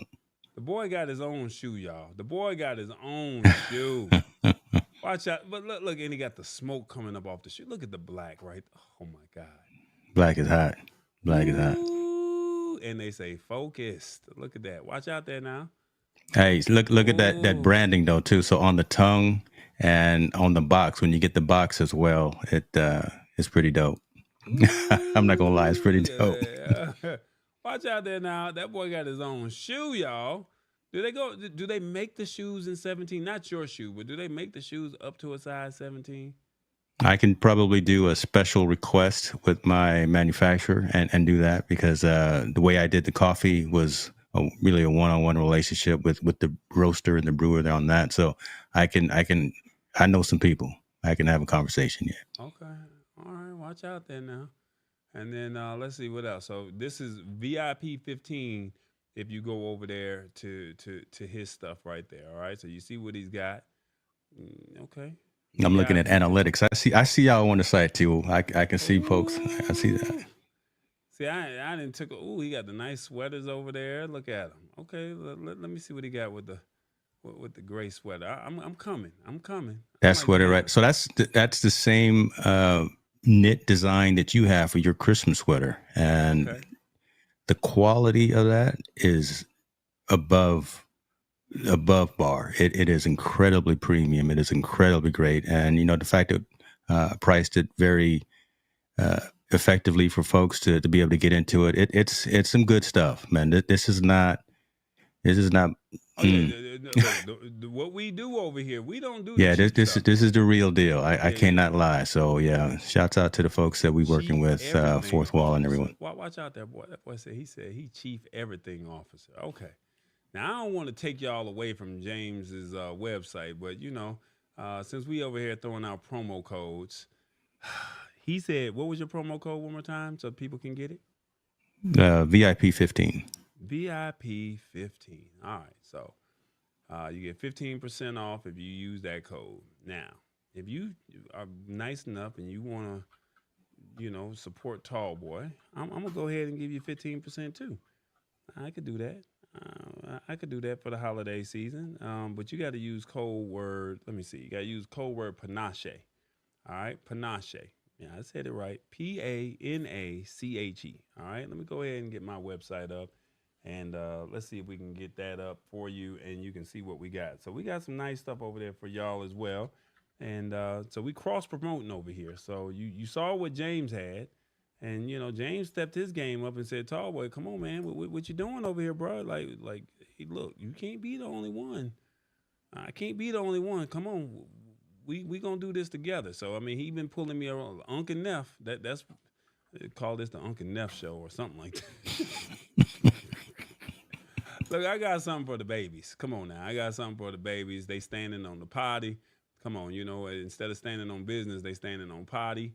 Let's see. Then we got standing on business for the ladies. We got the sweatshirts, made them designed just for you. And then some people said that they like the tech is my energy. They like that. So then we also got a couple more standing on business shirts.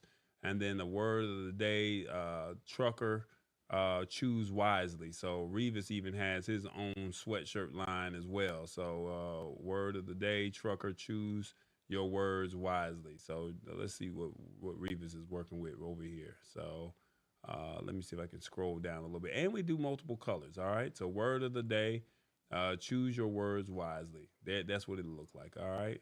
And we got multiple colors over here. And let's see. Where's the colors? There's the color scheme. So if you want to do blue, if you want to do green, if you want to do burgundy, orange, yeah, there you go, purple. If you want to support Revis, you can do that one over there. And then if you want to do, if you got a baby, we got something for the babies as well.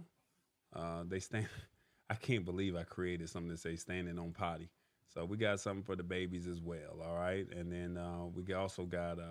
Let's see, the last thing that I'm gonna show you here, the standing on business. Sure. Oh, well, we even got the sweaters. So keep it simple, stupid. Yeah, there we go. We got the keep it simple. I'm going to go in this weekend and I'm going to change the red and I'm going to make it a all solid color. So then that way y'all can just have a gray as opposed to having the red, lady. So I didn't know if y'all was going to like that or not, but keep it simple, stupid. Go ahead and take care of you on that one. And then we got the standing on business switch. Oh, I forgot to even share these. Yeah, we got the standing on business stocking stuffer and the naughty is nice. So there you go. You can see, depending on where you're naughty, well, they said naughty is nice. That's what it said. So Panache, Panache. Once again, that's Panache. You will get 15% off if you use that code as well. All right. James, you think we got time for this last article? Because it's about 9 steps that we had to get through, or should we just end it here and stop Well, now? let's see. We're about an hour and a half into this show, and I mean, I don't think people was ready for this long episode. Hey, but I'm looking at the folks that are still here watching, so the community is here. So it's up to you, man. Right? We can breeze through it rather quickly, but you got folks watching. Okay. And okay. The only reason that can't we see do the this is numbers for the right now, community. but yeah. We're doing this for the community, and we decided. We've been talking about AI, and we're at the end of the year. We got one more week before 2023 ends, and I really wanted to share this information with you, and I wanted you guys to see how AI has developed. I don't want you guys to tap out on this article, but I need you guys to understand that 2024, look, 2023, we were trying to embrace it. 2024, it's gone. Like, so I wanted you to see this, and I'll let I'll let Unc break it down for you about how this You call me, I'll be Uncle AI. Oh, man, I called him Uncle AI. Lord My Jesus. mind's telling me no. Lord Jesus, help me. Well, look, AI is here. And, Yeah.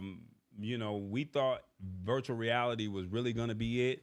But no, AI like took off. It's in everything. It's in the phones. It's in the cars. It's in your computers. It's everywhere. Wherever you look, it's at the grocery store. AI is everywhere. And what the biggest thing was, we really wanted to break it down and let you see some of the biggest developments that happened. So 9 moments where AI was defined. And this is very key. And I really want you guys to pay attention to this. And James, we can breeze through this as fast or as slow as you want. But I want people to see what happened with AI, and I want them to understand what's going on. So please do not tap out of this, as we want you to understand what's going on. And we're here to answer your questions if you want or if you have any. Okay. So real briefly, if you did not know, ChatGPT launched in late 2022. And then it said, but 2023 is when it literally just took off. All right. So not only did ChatGPT reach new heights, and they had a couple mishaps, but they said that at the end of the day, they had some shocking scandals. They had some rival products, and they had a lot of other things in between. And basically, before this year closes out, we wanted to take a look at 9 of the most important events that AI events that happened with AI over the last year. And it's been a year like no other for AI. And this is kind of what made it memorable. All right. So we're going to go ahead and break this article down. And let's see, ChatGPT rivals rush to the market. So basically, ChatGPT came out at the end of 2022, and competitors such as Microsoft and Google said, hey, we want a piece of the pie. So it was free to use ChatGPT, and people were mind blown that I could literally write letters, I can write copy, I can ask questions, and it was, I think it went up to 2021 or 2020. Yeah, it went up to March Correct. of 2021. And basically, they said it was free to use the chatbot from OpenAI, and it took the world by storm, quickly growing and capturing the imagination of everyone from tech leaders to average people on the street. And then they said that the service was initially launched in November of last year, but really began to grow throughout the first few months of the year. And now the rivals said, we want a piece of the pie. That's right. The rival said, you're not going to just do this and think that we not going to have any say in this. And they said Google wanted to be able to get in on this real quickly. And basically they said in February, a few months after ChatGPT, Google hit them with Bard. And that's its own AI chatbot. And then just a day later, they said Microsoft released their own called BingChat. So then it was like things went a little worse for BingChat, which is Microsoft, when the chatbot was prone to what became known as hallucinations. They said it would be incidents where it would lie, make up fake facts, and generally be all around unreliable. And it told one reporter that it spied on, fell in love with, and then murdered its own developer. And then when we tested it, it claimed to be perfect and said it wanted to be human, and then argued with them relentlessly. In other words, it just wasn't right. All right. And then they said that things went a little better for Google Bard, which is Google. It wasn't nearly so argumentative and avoided BingChat's deranged use of emojis altogether, but still had, the tendencies of being unreliable. And if nothing else, Google and Microsoft's quick-fire responses of ChatGPT showed how rushed their attempts were and how dangerous AI's pin chat for misinformation could be. Any thoughts on that real briefly, James? No, I'll wait till you get through reading the story, and I'll summarize my thoughts because okay, I have thoughts. So then GPT-4 came out. That's right, GPT-4. So we had ChatGPT. That was 3.5. All right, that's what everybody had for free. And then GPT-4 came out, and it was a paid service. All right, so this was a highly capable but had some limitations, which was 3.5. So they launched GPT-4 in March, and they said that the OpenAI developer of ChatGPT said that the large language model was better in 3 key ways: creativity, visual, creative, visual, and input. ChatGPT was better in 3 key ways: creativity, visual input, and longer context. So for instance, GPT-4 can use images and input and can also collaborate with users on creative projects such as music, screenplays, and literature. So it could literally write the songs, it could write the book, and you can even add images to go along with it with GPT-4. And then they also said that it was locked behind a paywall of $20 a month. But they also said when Google announced its Gemini LLM in December, it claimed it was able to beat GPT-4 in most tests. So a couple weeks ago, we talked about what Gemini could do, and it was a little flawed. Let's just put it like that. So it claimed it was able to beat it, but I don't know about that one. So that was GPT-4, all right? And then we came out with AI generated images to begin to fool the public. So this is where you got a chance to see the Pope in a puffer jacket. You started seeing you saw Pope Francis with a large white puffer jacket, and then you also saw some things with Donald Trump actually in handcuffs, fighting with the police and serving time in jail. So these were images that were all created, and basically people were using AI to say we're going to trick and misinform the people, and people actually believed it. And one of the main chat bots that was doing this was the image chat bot called Midjourney. And is Midjourney up underneath OpenAI? Is that right? No, they're separate. They're separate. Okay, so Midjourney, they said it was so realistic that it could easily be fooled huge numbers of viewers on social media. And they said it highlighted how convincing AI image generators can be and their ability to hoodwink people into believing the things that aren't real. So that was the AI generated images, and you had to you could literally just type in whatever you wanted to say. Barack Obama in a hospital bed, and it would create or generate an image of him in a hospital bed. Now we know President Obama was not in no hospital bed, but people would believe that. All right, so then they came out with a petition that said, hey, we need to sound the alarm, time out, we not feeling this. Steve Wozniak of Apple, he was like, we even your guy from Twitter or X, he was like, look, we need to put some limitations on that.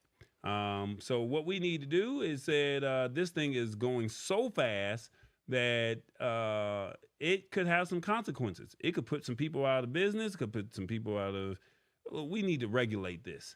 And basically, there was some serious concerns over what it could unleash. So in March of 2023, those fears were voiced by some of the world's most prominent tech leaders in an open letter. And the note called on all AI labs to immediately pause for at least 6 months of the training of AI systems more powerful than GPT-4, to give time for society at large to assess the risk. Otherwise, the full-scale push into AI could pose profound risk to society and humanity, including the potential destruction of jobs and human life and loss of control of our civilization.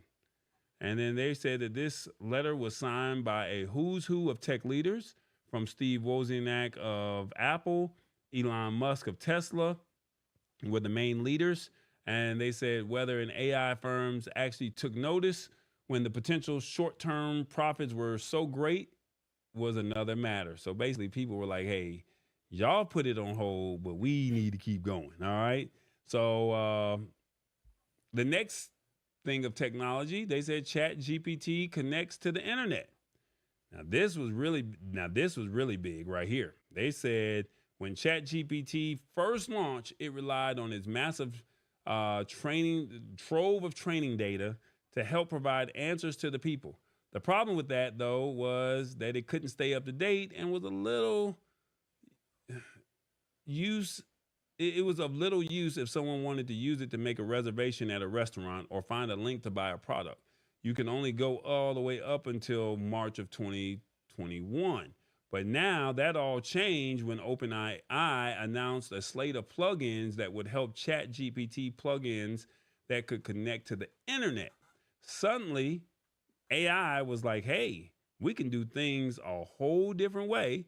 And that change also vastly updated and expanded what the chatbot could do compared to before. And it wasn't until May that its browsing capabilities were expanded, when the browsing through Bing plugin was announced at the Microsoft Build Developer Conference. And then basically September is when OpenAI or ChatGPT released their version of it. And then we had Windows. They said, all right, well, we had BingChat, but we're going to up it up a little bit. We got something called Copilot. I know this is a lot of information, y'all, and I'm trying to cram it in as fast as I can. But I want you guys to see how fast that this year actually went. And they were saying that they moved up with Copilot, which was a more expensive use of AI that was incorporated into Microsoft products, which was first announced for Microsoft 365 Copilot. And then they were saying that while Bing Chat was a simple chat bot, Copilot is a more of a digital assistant. So think Siri, think, the Google person when you say, hey, Google. And then it's basically said it was integrated in a bunch of Microsoft apps, such as Word, Teams, as well as Windows 11 itself. It could create images, summarize meetings, find information, and send it to your other devices, and a whole lot more. The idea is that it saves you time and effort on lengthy tasks by automating them for you. And basically, Bing Chat was even subsumed under the Copilot umbrella in November. And they said by integrating Copilot so tightly into Windows 11, Microsoft not only indicated its all-in philosophy regarding AI, but threw down the gauntlet to Apple and its rival Mac OS operating system. So far, the advantage is with Microsoft because they're thinking about launching another Windows version of Windows 12. Now, they said the academic world said, hey, we need to tackle this. And this is where teachers were saying, hey, the kids are using ChatGPT to write their papers. And that became a problem. So they were saying, given how quickly AI exploded onto the scene, they said the lack of knowledge had a real consequence for students. And basically, a Texas A&M University professor, he flunked an entire class for apparently using ChatGPT to write their papers, even though there was no evidence of students actually doing that. But he flunked them all. And the reason why he said is that when he copied and pasted students' papers into ChatGPT, he asked the chatbot if it could have generated the text, to which ChatGPT answered saying yes. The problem was ChatGPT can't actually detect AI plagiarism in that way.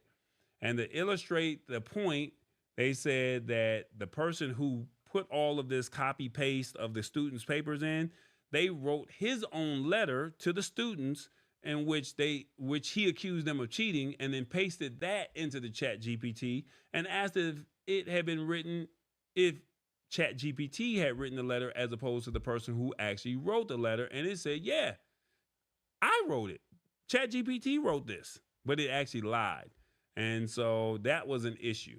And then now the reason why a lot of us have not been to the movies this year was because of Hollywood and AI. They were saying, hey, y'all not about to put us out of work. So the Writers Guild said we had a problem. The actors were saying we got a problem. And they were saying, look, we're going to fight for this. And you're not going to be able to use ChatGPT, or you're not going to be able to use AI to put us out of work. And they said a huge number of people all over the globe were so worried about it that 300 million jobs could have been destroyed by AI if its development goes unchecked. And that motivated Hollywood writers to strike over fears that studio bosses would eventually replace them with the AI. And so basically the Writers Guild of America, they went on strike for almost 5 months over this issue. And that was from May to September. And it won a significant concession from studios. And these included provisions that AI would not be used to write or rewrite material, that writers' content could not be used to train AI, and more. And it was a significant victory for the affected workers, but given how AI development is continuing to pace, it likely won't be the last clash between AI and the people it affects. All right. Then they're also saying that, now this one was crazy. The creator of AI, they didn't fire the man from OpenAI. They fired him. They were like, hey, well, we think that, you're not being transparent with us. And the the board of directors literally fired this man, and they said because he was not consistently candid in his dealings with the company. And it happened so fast and strong with the majority of the company's employees saying, hey, if you don't bring this dude Sam back, we are walking out. And if you don't bring this man back, we out.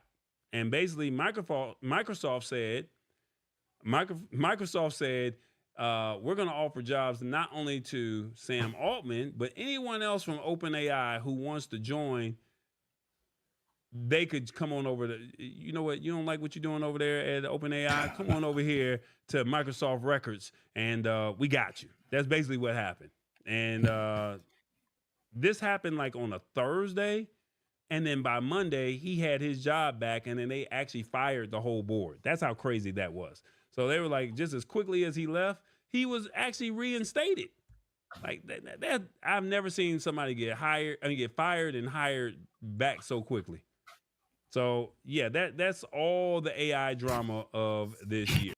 Your thoughts, James? I know that was a lot, but 9 things that made AI go crazy this year. Talk well, think about it too. That's all this past year, and a lot of these conversations about AI really stemmed from the year 2023. And we here on the lab had conversations early on saying, be aware of this technology. Don't run from it. Don't be afraid of it, but then respect it.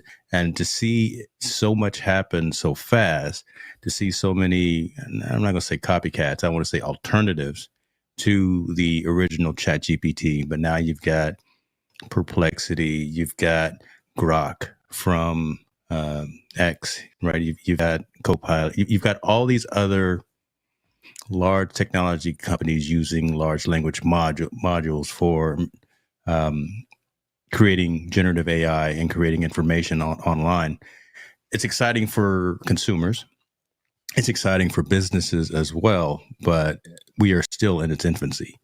It's not just us using AI as digital content creators to create our thumbnails, to create our descriptions, to create mid-journey photos and images and things of that nature, but really folks from medical fields, folks from the education field, people from all walks of life are taking advantage of this technology to get rapid access to information. That's the benefit in this, right? Think of the old Encyclopedia Britannicas where we had to flip through all of those books back when we were growing up. This is really just that rapid, constantly evolving, constantly being refreshed access to information in real time when you need it. So if you need to make a decision on something, you've got that access to the internet and to that wealth of knowledge, to that wealth of information at a rapid basis. So that's the good thing. Now, again, you put that in the wrong hands. That's where you may have conversations of needing some type of regulation. We talked about that here before and didn't want to get on any blue, red, green, whatever side of political spectrum you are on. But I believe there needs to be someone looking at our implementation and utilization of these large language models such that they are doing more benefit than harm to the greater society. I do believe that. Now, what that means, who knows what that means, but if it's an oversight committee, whatever it is, I don't like a whole lot of government, to be honest with you, but I do like to have regulations in place to whereas we are checking those that are checking what we're checking. So I like checks and balances. I like that piece. So that makes sense. But it's going to start weeding out a lot of the copycats very soon. A lot of companies came on and were doing very similar types of capabilities, similar types of functionality. But I think here within this next 3 to 6 months, we're going to start seeing some winners and some long tail effects coming from companies that have the resources to actually build and continue to evolve and to continue to innovate within this artificial intelligence world. So stay tuned, right? Stay tuned. Put your seatbelts on, folks, because it's only going to get more readily accessible. It's only going to get more common. You're going to start seeing in more things. You think Siri and you think Alexa and you think the Google assistants know what you're doing now. They're going to be engaging with you more from a conversational perspective instead of just one question, one answer, that kind of thing. There's going to be more dialogue happening just from the smart speaker side. On your phones, right? We can talk to our phones and have. Could you try again? I just woke up Google behind me. I don't. Oh well, but you're going to be able to have full-on conversations with these machines, with your phones and with your televisions and with any bit of technology that you always carry with you as well, and it's going to help you solve problems. That's the strength in this, right? That's really where I think this is going to resonate, and where I think the majority of society is going to gain from this technology. It's just being able to solve problems in a much more rapid pace. So, yeah, hold on to your seatbelts, man. Now, here's my thing.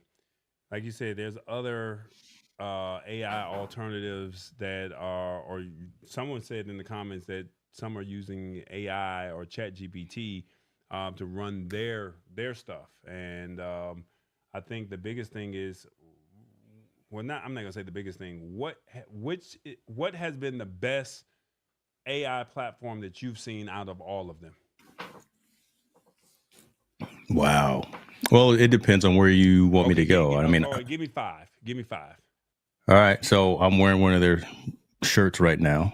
From a generative AI perspective, I do a lot of content creation, and I like to cut it up into micro content bits. So shouts out to the Opus Clip team.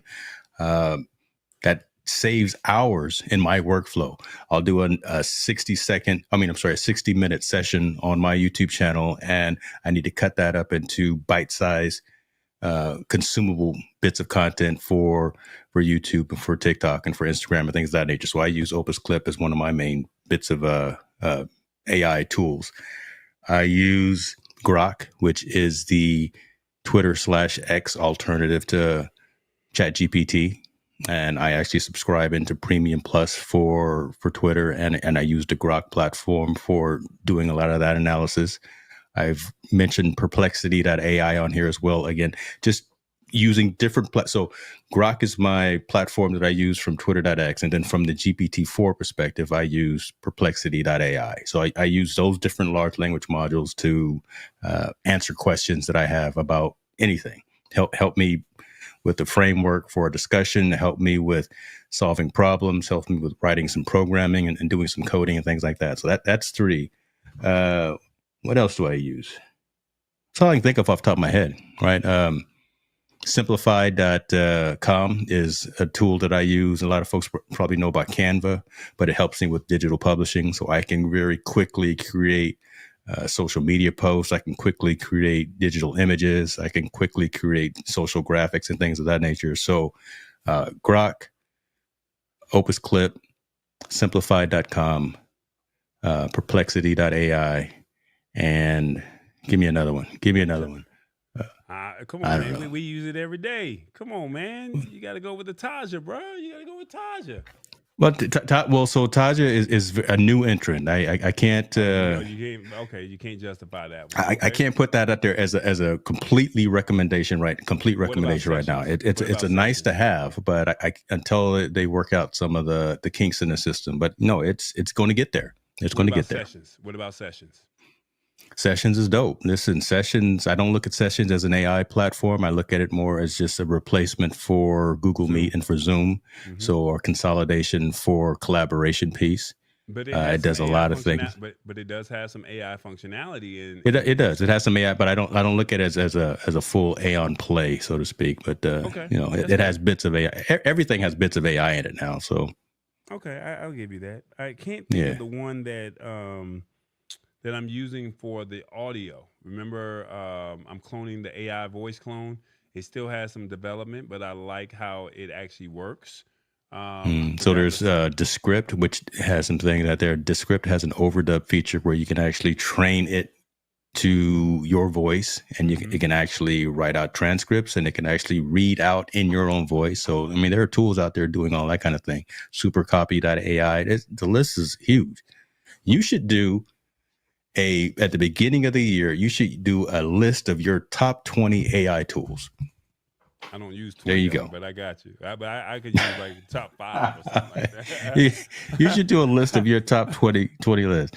I don't have 20, but I got a couple because I'm looking at some of my stuff, and like you just said, I got News Oak AI. I don't know if you heard about that, but it's a chat bot where you can, and you'll see that being incorporated in the new website once it's released, where you can book appointments and it'll do all the scheduling for you. And you can ask questions. Once I Nice. train that Nice. chat bot to do what I want it to do. I'm trying to think of some of the other ones. Make forms. I was using a service called Formester, but now Make Forms. I mean, it can literally. It's a form builder, and the functionality is a form builder, but you can do that, and it will create some things. I'm using Voila. That's almost an Yeah, everyday Voila is dope. Yeah, So that's Voila is based off of GPT 3.5 and 4. and 4. Yep. So yeah, instead of using that, I just, like I said, I use Perplexity.ai. But again, same thing, pulling from the same large language module. So Okay. So we got. Let me see. What do we have here? Shirley says, real quick, I'm concerned of the jobs. I'm concerned of the jobs AI will replace. Jobs with thinking tasks. Thank God I'm a semi-retiring soon.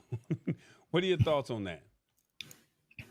like with everything, there are evolutions. And if you are in the workplace and not just in the technology workplace, stay on top of your craft, right? Be a constant student all the time and learn how to leverage this technology. So you are not just tactical to an organization, but you are strategic to an organization. So don't look at it as something that can come and replace your job, but look at it as something that you can utilize to make you more valuable to an organization in and of itself.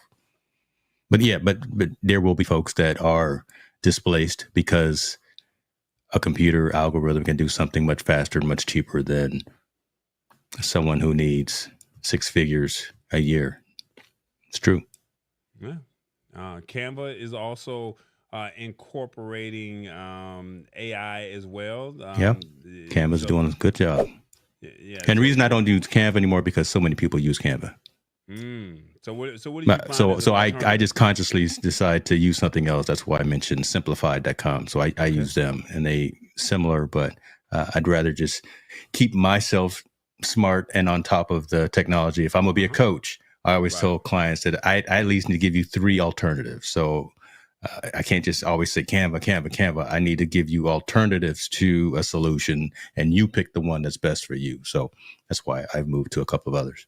I picked up something called Robily, and it allow you to do AI generated. So you create one image, and then it'll create 10, and then you can just literally swap out whatever you wanted to do. So now instead of me creating 10 separate images, it creates one, and then all you do is you just change out the keywords that you wanted, and now it's automatically done. And then I cannot think of the one. And I tested it earlier this year, and I should be beat up for not having this on the top of my SaaS tools that I'm using. But and I'm gonna probably start doing that when I start sending out personal invites to people next year. I think I cannot think of the name, but you can create one video, and then you can change out the person's name, and then they get the video, and they don't even know that I did one video, but I have.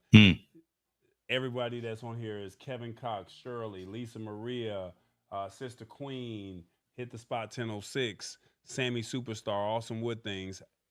It'll just say your name, and then it will finish saying the rest of what I said. But I only created one video and just inputted your name.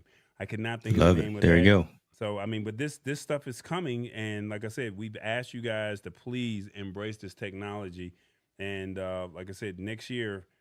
It's coming whether you like it or not, and when it hits, they're not waiting for anybody. So I mean, everybody's kind of like COVID. You know, we all got that reset, right? And then when we got that reset, but now you either gain from COVID or you're losing from COVID, and some people are winning, and some people are struggling. So I mean, it's how do you make it work for yourself?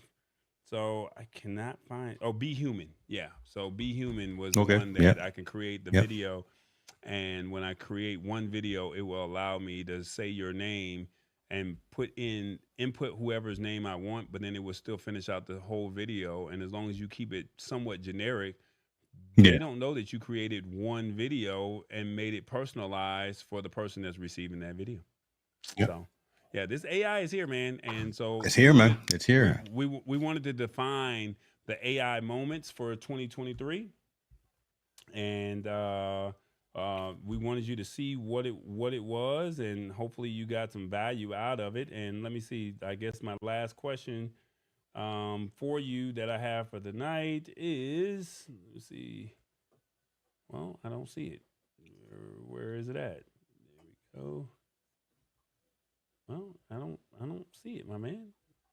I guess we're not gonna be doing the last question of the night. So I thought it was here, but it's not. So it is what it is. Let me see. Did I get it? There we go. Here we go. Well, tell me what you think here. What do you think of the AI moments in 2023 on your phone? 1, I like the development. It can only get better. 2, AI is not for me. 3, I believe it's nice, but it needs to be regulated. Or 4, I had no idea all this happened in 1 year. 1, 2, 3, or 4. Let me know in the comments what you think of the AI moments in 2023. Be real. Be authentic. That's what it is. James, man, we had a good time, man. And no, man, definitely. I appreciate you coming on and tapping in with us. Look, it's 50-50. I had no idea that all this stuff was coming in 2023. So yeah, that's what's up. Let me see. Can I get us back on the screen? There we go. So we got 5 more days to Christmas, and hopefully the house is taken care of over there. And I know you done made sure everybody is happy.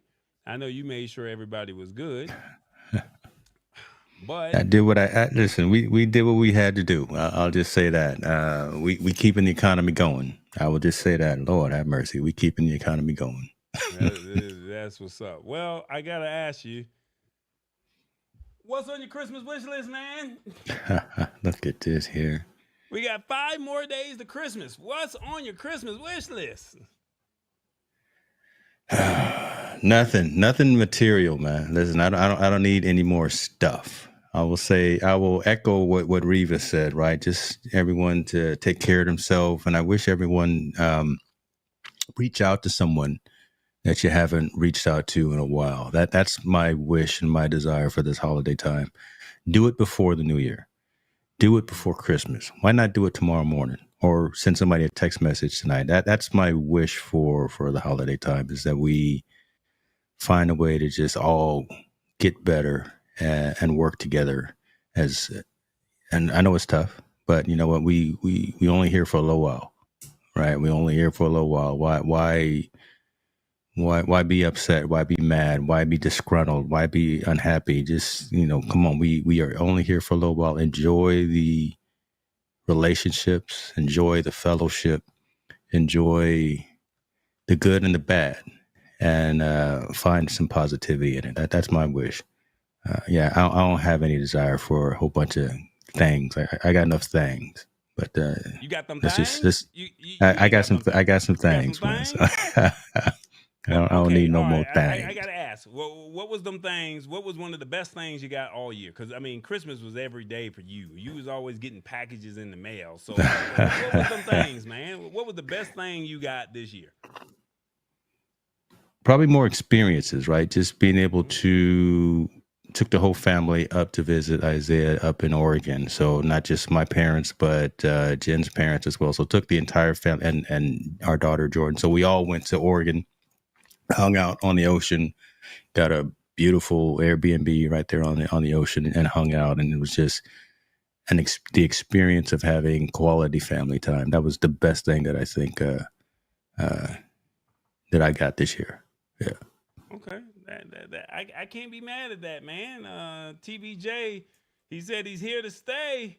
And we got to just say, hey, okay, that's what's up, man. We happy for you, man. And we are very glad that you had a great Christmas or a great year. And hopefully you have a Merry Christmas. So Tall Boy's got this beat for you, and we're going to just jam out to the night, all right? That's what we're going to do. You ready?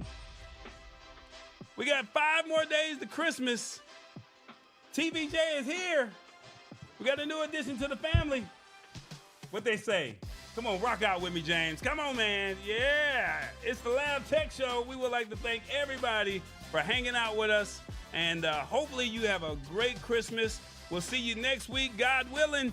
And like I said, spend some time with the folks that you hadn't talked to. Pick up the phone. Call them. Let them know you're thinking about them. And you never know. You might get some money. You might get a gift. You never know. It might be like, I've been waiting on you to call me. Just call me. Come on.